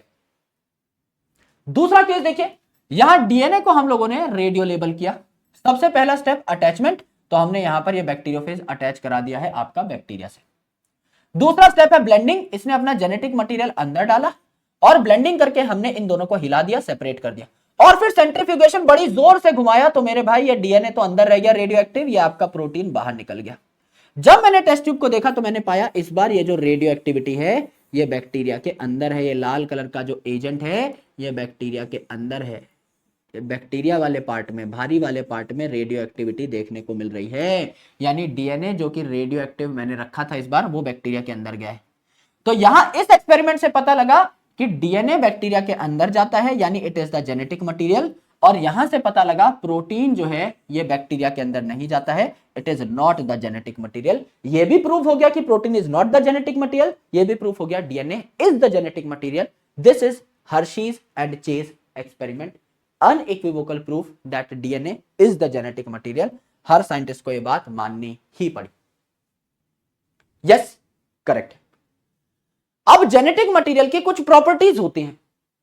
सो इन ऑल ऑर्गेनिज्म, दुनिया के जितने भी ऑर्गेनिज्म है इसमें न्यूक्लिक एसिड ही जेनेटिक मटेरियल होता है, चाहे डीऑक्सीराइबोज न्यूक्लिक एसिड हो दुनिया के 99.999999% ऑर्गेनिज्म में, चाहे राइबोज न्यूक्लिक एसिड हो जैसे कुछ वायरसेस के अंदर, जैसे टोबैको मोज़ैक वायरस के अंदर, कोरोना वायरस के अंदर, एचआईवी के अंदर, क्यूबी बैक्टीरियोफेज के अंदर। कुछ वायरसेस के अंदर आरएनए जेनेटिक मटेरियल है which is ribose nucleic acid, अधिकतर के अंदर डीऑक्सीराइबोज न्यूक्लिक एसिड है तो न्यूक्लिक एसिड ही। यानी स्टेटमेंट बेस्ड सवाल अगर कोई पूछे कि दुनिया के हर ऑर्गेनिज्म में न्यूक्लिक एसिड जेनेटिक मटेरियल है, ये बात करेक्ट है। कोई बोले दुनिया के हर ऑर्गेनिज्म में deoxyribose nucleic acid genetic material है, द आंसर इज नो। कुछ के अंदर आपका आरएनए भी होता है, तो ये हम पहले से जानते हैं, इसमें कोई टेंशन है नहीं। मेरे भाई प्रॉपर्टीज ऑफ जेनेटिक मटेरियल देखिए, दुनिया के हर जेनेटिक मटेरियल में चाहे डीएनए हो चाहे आरएनए हो, ये चार चीजें देखने को हमें मिलेंगी। 1 2 3 4 चार पॉइंट्स हमें देखने को मिलने ही मिलने चाहिए। सबसे पहला point, it should be able to replicate itself, ये अपने आप की रेप्लिका बना पाए, कॉपी बना पाए। तो डीएनए जो है इसमें भी प्रिंसिपल ऑफ कॉम्प्लीमेंटेरिटी फॉलो होता है, ए के सामने हमेशा टी आता है, सी के सामने हमेशा जी आता है। आरएनए में भी ए के सामने टी तो नहीं है यहां, तो यू आता है, सी के सामने जी आता है, तो ये दोनों ही अपनी कॉपी बना सकते हैं। तो मेरे भाई दोनों ही यहां एक एक नंबर लेकर बैठ जाते हैं। Genetic material should B chemically and structurally stable. अब मेरे भाई यहां तो डीएनए बहुत भारी जीतेगा, डीएनए मोर स्टेबल है। क्यों? क्योंकि पहली बात तो यहां पे जो आपका डीऑक्सीराइबो शुगर है, यहां पे 2 प्राइम पे सिर्फ H है, यहां OH है, जो आरएनए को ज्यादा क्या बनाता है, अनस्टेबल बनाता है, डिग्रेड कराता है इसको, है ना। तो मेरे भाई डीएनए ज्यादा स्टेबल है, आरएनए कम स्टेबल है। यहां थाइमिन पाया जाता है जो एक्स्ट्रा CH3 ग्रुप लेकर बैठा है, तो ज्यादा स्टेबल है, और यहां यूरेसिल है तो ये कम स्टेबल है। सो डीएनए जो है ये अपने आप को हीट किलिंग के बाद भी, जब एस्ट्रेन को हमने हीट किल किया था तो भी डीएनए की प्रॉपर्टीज बची हुई थी, ग्रिफिथ एक्सपेरिमेंट में, इतना स्टेबल है मेरे भाई। तो यहां डीएनए बहुमत से जीत जाता है। आरएनए को 1 नंबर भी नहीं मिलेगा, वो तो स्टेबल भी नहीं है। डीएनए को 5 नंबर मिल जाएंगे, इतने ज्यादा स्टेबिलिटी लेकर बैठा हुआ है। तीसरा पॉइंट, यानी पहला पॉइंट क्या था कि जेनेटिक मटेरियल अपनी कॉपी बना पाए, आरएनए भी बना लेगा, डीएनए भी बना लेगा। दूसरा पॉइंट, आपका स्टेबल होना चाहिए जेनेटिक मटेरियल, डीएनए ज्यादा स्टेबल है, आरएनए स्टेबल नहीं, तो वहां डीएनए जीत गया। तीसरा है genetic material should give scope for slow mutation, slow changes. आप इवॉल्व तब होते हो जब आपके अंदर वेरिएशन आती है, चेंजेस आते हैं। तो आपके अंदर ये चेंजेस आए भी तो, स्लो चेंजेस आए भी तो, अब आरएनए इतना अनस्टेबल है, इतना अनस्टेबल है कि मेरे भाई यहां पर खूब सारे चेंजेस आ सकते हैं, खूब म्यूटेशन आ सकते हैं, बहुत तेजी से आप म्यूटेट कर सकते हो। इतनी म्यूटेशन हमें नहीं चाहिए कि रात को सोए तो आदमी थे, सुबह उठे तो घोड़े की तरह हिन हिना रहे, नहीं मेरे भाई, है ना। तो इतनी अनस्टेबिलिटी हमें नहीं चाहिए। आरएनए सिंगल स्ट्रैंडेड है, यहां कोई गलती हो गई भाई, सी को हटाकर मैंने यू लगा दिया, किसी को कानो कान खबर नहीं होगी, हम बोलेंगे भाई यू ही ठीक है, चलो आगे बढ़ो। डीएनए में क्या है, समझ लो यहां सी के सामने जी आता है, जी के सामने सी आता है, टी के सामने ए आता है, यहां ए के सामने टी आता है, समझ लो गलती से आपने ए निकाल दिया और सी आ गया यहां पर, तो आपको पता लग जाएगा गलती हो गई। क्यों? क्योंकि यहां गलती से सी लग गया है, नीचे तो टी ही है, सी के सामने टी आता ही नहीं है, सी के सामने तो जी आता है, तो आपको पता लग जाएगा यहां टी है तो यहां ए होना चाहिए। दोबारा से सी को भगाओ, ए लेकर के आओ, डबल स्ट्रैंडेड डीएनए जो है, या एक स्ट्रैंड में गलती हो गई है तो दूसरा स्ट्रैंड बता देगा भैया गलती हो गई है कुछ, इसको करेक्ट कर लीजिए। इसीलिए यहां स्लो स्लो चेंजेस होते हैं, स्लो म्यूटेशन होते हैं। यहां तो भाई धनाधन कितनी ही मिस्टेक्स कर लो कोई दिक्कत ही नहीं, तो यहां आपका नेगेटिव पॉइंट मिलता है किसको? आरएनए को। एंड चौथा, genetic material should be able to express itself in form of Mendelian characters, यानी प्रोटीन बनाए, अपने आप को एक्सप्रेस करे। डीएनए से आरएनए बने, प्रोटीन बने, तो डीएनए से भी आरएनए बन सकता है, प्रोटीन बन सकता है, एक्सप्रेशन हो जाएगा, और आरएनए से सीधा सीधा प्रोटीन बन सकता है, एक्सप्रेशन हो जाएगा। यहां दोनों को एक एक नंबर मिल जाता है, कोई टेंशन है नहीं। इस टेबल को देखें भाई, रेप्लिकेशन करे जेनेटिक मटेरियल अपना, डीएनए भी कर सकता है, आरएनए भी कर सकता है, दोनों को एक एक पॉइंट मिल गया। स्टेबिलिटी हो जेनेटिक मटेरियल में, डीएनए को आपके 5 नंबर मिल गए, आरएनए को एक भी पॉइंट नहीं मिला। स्लो म्यूटेशन दिखाए, स्लो म्यूटेशन डीएनए दिखाता है, तो फास्ट म्यूटेशन दिखाता है आरएनए, क्योंकि अनस्टेबल है तो यहां भी नेगेटिव पॉइंट कट गया। और अपने आप को एक्सप्रेस कर पाए, डीएनए भी एक्सप्रेस कर सकता है आरएनए और प्रोटीन बना के, एंड मेरे भाई आरएनए सीधा सीधा प्रोटीन बना सकता है। तो डीएनए को यहां सारे के सारे पॉइंट्स मिल रहे हैं, आरएनए फास्ट म्यूटेट करता है तो यहां पॉइंट कट गया, स्टेबल नहीं है तो यहां पॉइंट कट गया। हाँ, अपनी रेप्लिकेशन करा सकता है और प्रोटीन के फॉर्मेट में खुद को एक्सप्रेस कर सकता है। 2 पॉइंट मिले हैं लेकिन नेगेटिव मार्किंग भी हो गई, ये 0 पे ही बैठा है। 2 point plus 2 point minus, DNA के सारे पॉइंट प्लस और +4 ये भाई खूब जीता है। That's why DNA is genetic material in most of the organisms. जैसा मैंने आपको बताया था, दुनिया का पहला जेनेटिक मटेरियल आरएनए था। तो आरएनए पहला जेनेटिक मटेरियल इसीलिए था क्योंकि मल्टीपर्पज मॉलिक्यूल था, कई काम कर पा रहा था। तो शुरू में जो सेल बने थे वो सिंपल थे, हम चाह रहे थे कुछ ही मॉलिक्यूल पाए जा रहे हो सेल में जो बहुत काम कर पाए, जैसे as an messenger RNA, mRNA के तौर पे जेनेटिक मटेरियल का काम कर रहा था। अमीनो एसिड पकड़ पकड़ के ला रहा था प्रोटीन बनाते टाइम, तो ट्रांसफर आरएनए का काम कर रहा था, जिसे हम एसआरएनए या सॉल्युबल आरएनए भी कहते हैं। स्ट्रक्चरल रोल भी अदा करता है क्योंकि राइबोसोमल आरएनए राइबोसोम का स्ट्रक्चर बनाता है, एंड कैटालिटिक रोल भी अदा करता है। 23SR आरएनए जो है कैटालिटिक रोल भी अदा कर रहा होता है। यस, तो जब शुरू में हमें बहुत सारे काम कराने थे तो आरएनए को एज अ जेनेटिक मटेरियल रखा, तेजी से इवॉल्व करना था, आरएनए को एज अ जेनेटिक मटेरियल रखा। बाद में जब फील हुआ कि भैया स्टेबिलिटी अब हमारी प्रथम प्रायोरिटी है, तो आरएनए को चेंज करके हमने डीएनए में कन्वर्ट कर लिया। अब डीएनए मेजॉरिटी ऑर्गेनिजम्स में due to its stability genetic material के तौर पे पाया जाता है। कुछ चीजें ऐसी हैं जो आरएनए के अराउंड ही इवॉल्व हुई हैं, यह हम इस चैप्टर में देखेंगे, जैसे splicing.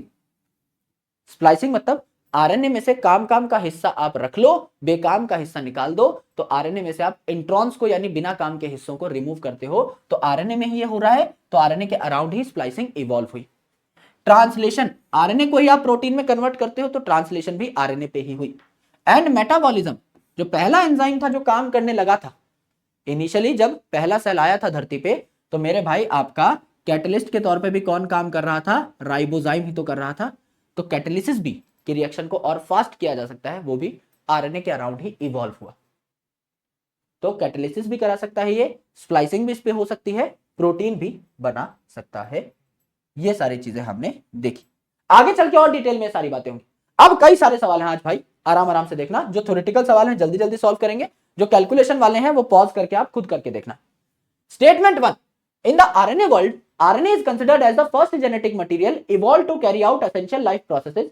RNA act as a genetic material and also as a catalyst for some important biochemical reactions in living system.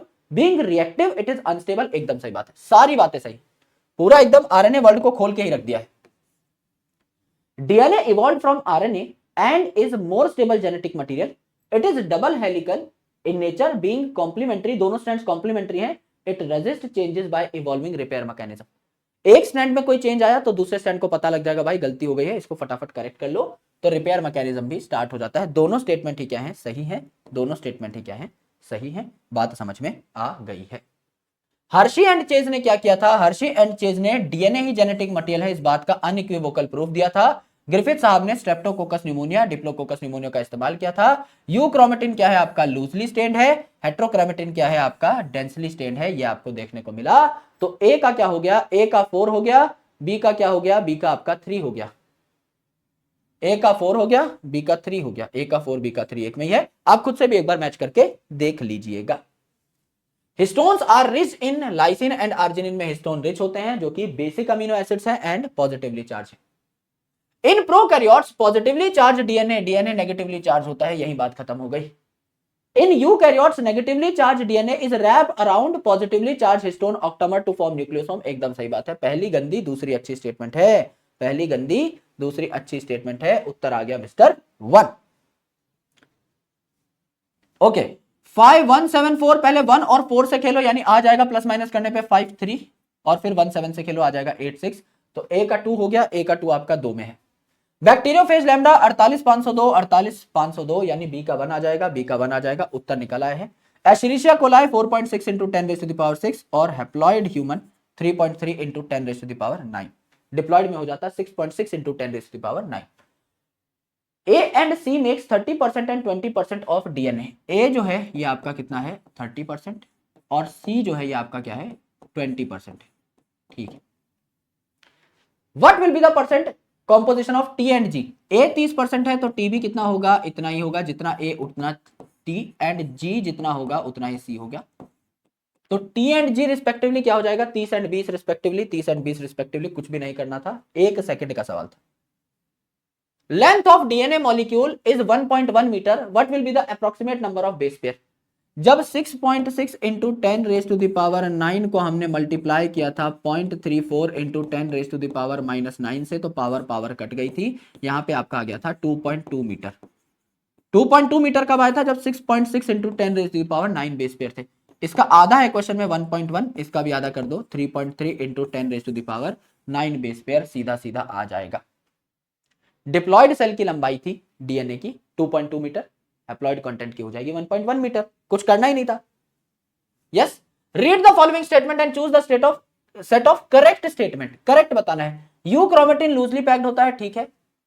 Heterochromatin active नहीं होता, ट्रांसक्रिप्शनली इनएक्टिव होता है, ट्रांसक्रिप्शन फैक्टर यहां बाइंड नहीं कर सकते। Histone octamer is wrapped by negatively charge DNA in nucleosome, ठीक है।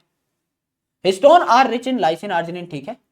Typical nucleosome contain 400 base pair, नहीं भाई 200 बेस पेयर के आसपास का। तो आप बी और ई को एलिमिनेट कर दीजिए, उत्तर हो जाएगा एसीडी, एसीडी आपका उत्तर हो जाएगा, एसीडी विलियर्स आपका उत्तर हो जाएगा। Complete the following chart on central dogma. DNA से डीएनए बन रहा है ए, यानी आपका रेप्लिकेशन, तो रेप्लिकेशन 2 में ही आ रहा है, 2 ऑप्शन को एलिमिनेट कर दो। डीएनए से एमआरएनए यानी ट्रांसक्रिप्शन, तो आपका ट्रांसक्रिप्शन यहां भी आ रहा है एंड आपका यहां भी आ रहा है। एमआरएनए से प्रोटीन बनेगा ट्रांसलेशन के दौरान, तो सी है ट्रांसलेशन फिर प्रोटीन, तो सी है आपका ट्रांसलेशन फिर प्रोटीन, ठीक है। यहां है आपका ट्रांसडक्शन लिखा हुआ है एंड प्रोटीन, तो ये आपका गलत हो जाएगा, ट्रांसडक्शन नहीं। उत्तर हो जाएगा आपका mister 2। If adenine make 30% of the DNA molecule, what will be the percentage of thymine, guanine and cytosine. भाई एडेनिन दे रखा है आपका 30%, तो जितना एडेनिन उतना थाइमिन, तो थाइमिन भी कितना हो गया आपका 30% हो गया। टोटल कितना हो गया आपका 60% के आसपास हो गया ये, तो बचा कितना 40%। तो 40% कितना है आपका सी प्लस जी मिला करके 40 हो गया। दोनों बराबर होते हैं तो सी भी कितना हो गया आपका 20% एंड आपका जी भी कितना हो गया 20% हो गया। सीधी सी बात है। तो आपको रिस्पेक्टिवली क्या क्या बताना है मेरे भाई, थाइमिन, ग्वानिन एंड साइटोसिन। तो जी और सी है 20-20%, टी है आपका 30%, टी है 30%, जी और सी है 20-20%। यही आपका उत्तर आ जाता है सीधा सीधा। Which one of the following statement about the histones is wrong? pH of histone is slightly acidic।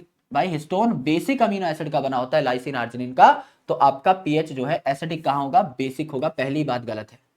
Histone are rich in lysine arginine, correct है। Histone positively charge amino acid carry करता है, करेक्ट है। Histone are organised to form a unit of 8 molecule, histone octamer इसे कहते हैं, correct है। Which one of the following statement is correct? Adenine pair with thymine through 1 hydrogen bond, गलत। Adenine pair with thymine with 3 hydrogen bond, गलत। Adenine does not pair with thymine, गलत। Adenine pair with thymine through 2 hydrogen bond, A और T के बीच में 2 hydrogen bond, सी और जी के बीच में 3 hydrogen bond होते हैं।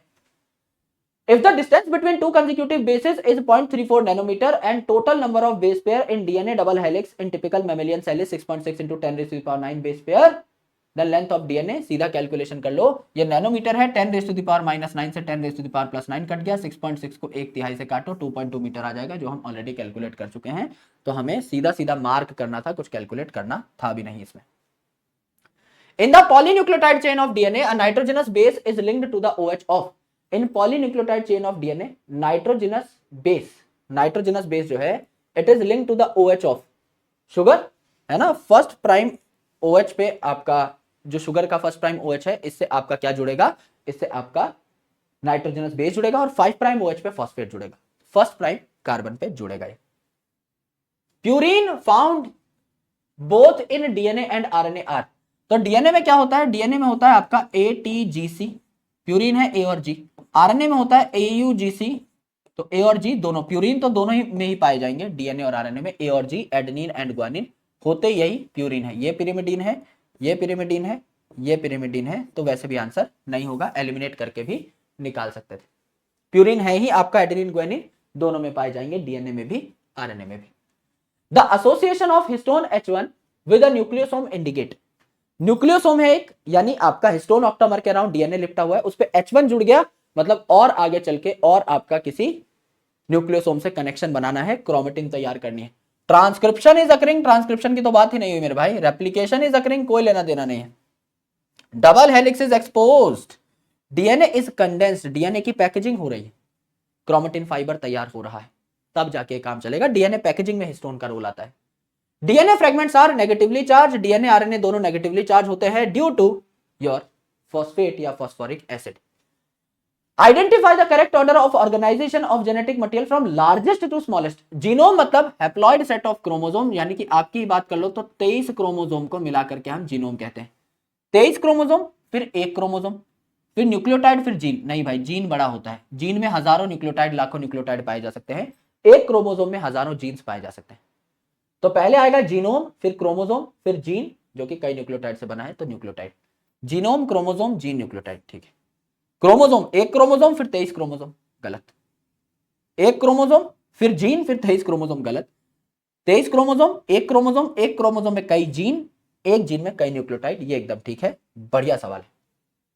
बस जीनोम आपको पता होना चाहिए था, तो लिख लीजिएगा, वैसे लास्ट चैप्टर में बता दिया था, but still. The diagram shows important concept, central dogma बताया हुआ है। डीएनए से एमआरएनए बन रहा है तो ट्रांसक्रिप्शन है, पहला है आपका ट्रांसक्रिप्शन, पहला है आपका ट्रांसक्रिप्शन, तो दो आपने एलिमिनेट कर दिए, पहला है ट्रांसक्रिप्शन।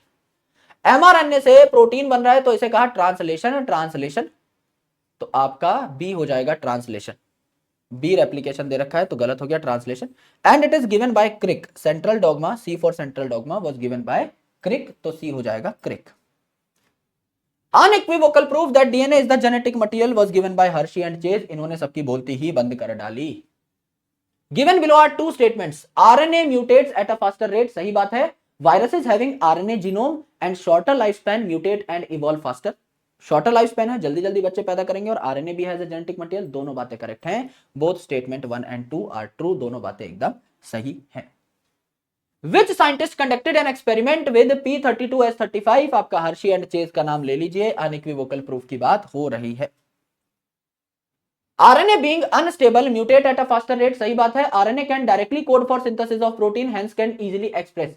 डीएनए से पहले आरएनए बनता है, फिर प्रोटीन, आरएनए सीधा प्रोटीन बना लेता है, दोनों बातें आपकी करेक्ट हैं। Statement 1 and 2 both are correct, both statement 1 and 2 are correct in nature.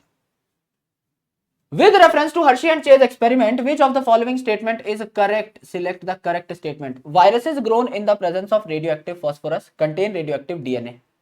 Phosphorus DNA में जाता है, रेडियोएक्टिव सल्फर प्रोटीन में जाता है। रेडियोएक्टिव फॉस्फोरस प्रोटीन में नहीं जाएगा, रेडियोएक्टिव सल्फर डीएनए में नहीं जाएगा। Viruses grown on radioactive protein, radioactive protein पे कुछ ग्रो नहीं कराया था, तो उत्तर हो जाता है A and B.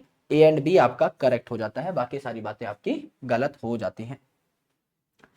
If DNA contained sulphur, अगर डीएनए में सल्फर होता और प्रोटीन में फॉस्फोरस होता, what would have been the outcome of Hershey and Chase experiment? अगर डीएनए में सल्फर होता, रेडियो एक्टिव फॉस्फोरस जाता बैक्टीरियल सेल में, प्रोटीन कभी नहीं जाता, प्रोटीन में फास्फोरस है इस बार। No radioactive sulphur in bacterial cell, sulphur आपका डीएनए में है तो डीएनए तो जाता भाई बैक्टीरिया में, यहां लिखा हुआ नहीं जाता। Both radioactive sulphur, protein और डीएनए दोनों ही घुसा दिए बैक्टीरिया में, नहीं। Radioactive sulphur in bacterial cell, sulphur इस बार डीएनए में है तो डीएनए जाता बैक्टीरियल सेल के अंदर। ओके, ये आप अभी नहीं कर पाएंगे, मेसेल्सन एंड स्टाल एक्सपेरिमेंट का सवाल है तो ये आपको बाद में कराया जाएगा।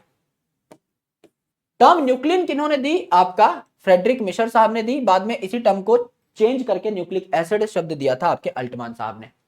Final proof that DNA is the genetic material किन्होंने दिया? हर्शी एंड चेज ने दे डाला।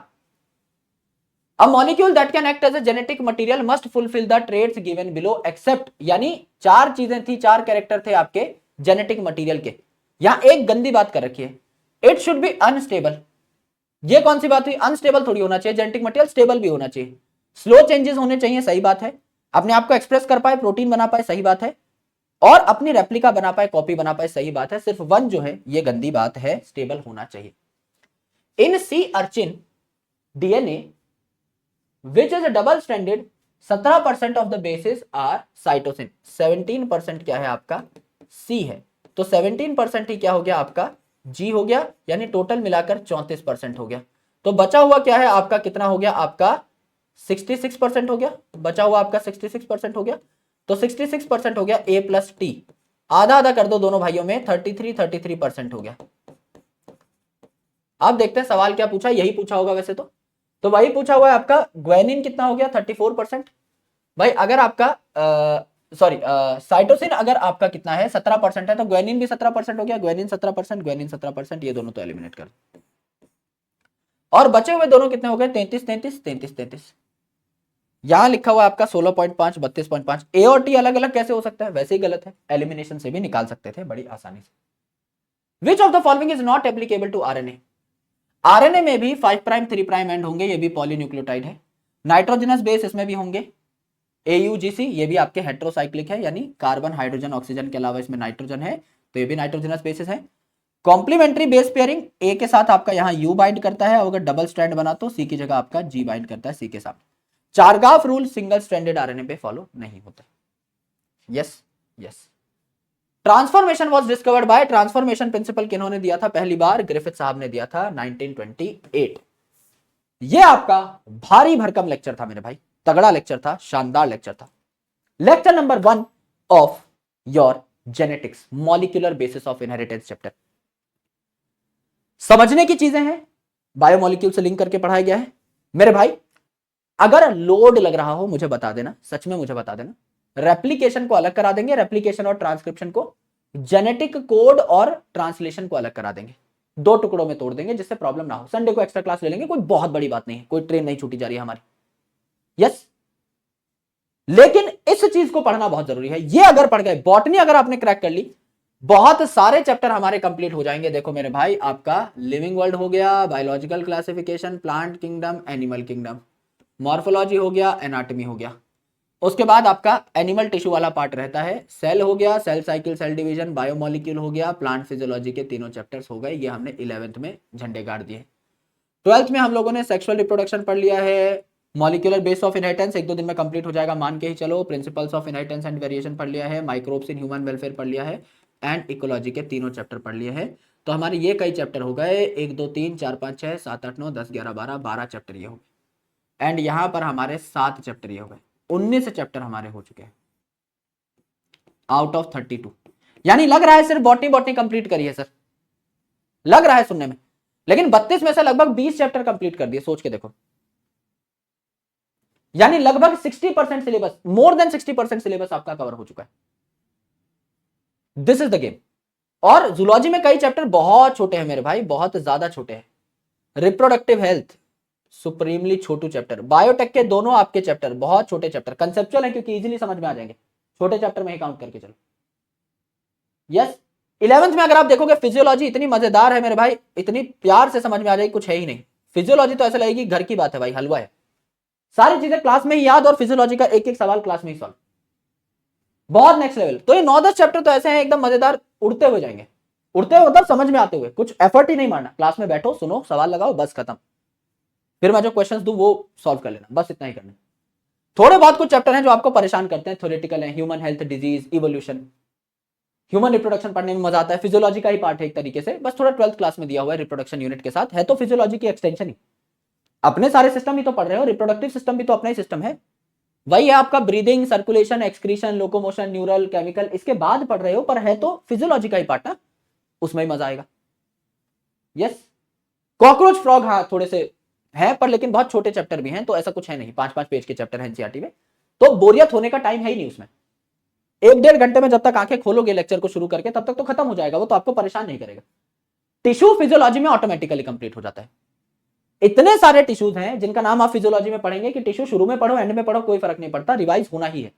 पहले पढ़ लोगे तो फिजियोलॉजी में वैसे रिवाइज हो जाएगा, फिजियोलॉजी में अलग अलग टिश्यूज के बारे में पढ़ोगे, एंड में कंसोलिडेट करके चैप्टर पढ़ोगे, वैसे रिवाइज हो जाएगा। So it is going to help you out anyhow. तो ये हम लोग पढ़ चुके हैं, पहला लेक्चर था आज। अगर आप कहोगे तो कल 2 लेक्चर्स में तोड़ करके डाल दूंगा, चीर फाड़ करके, रेप्लिकेशन ट्रांसक्रिप्शन एक साथ, and translation and genetic code एक साथ, क्योंकि लिंक्ड है, संबंधित है। और उसके बाद आपके 3 छोटे छोटे टॉपिक बचेंगे, छोटे छोटे तो नहीं है, लेंगे भाई लगभग 45-45 मिनट, लेकिन मजेदार चैप्टर्स के मजेदार टॉपिक्स।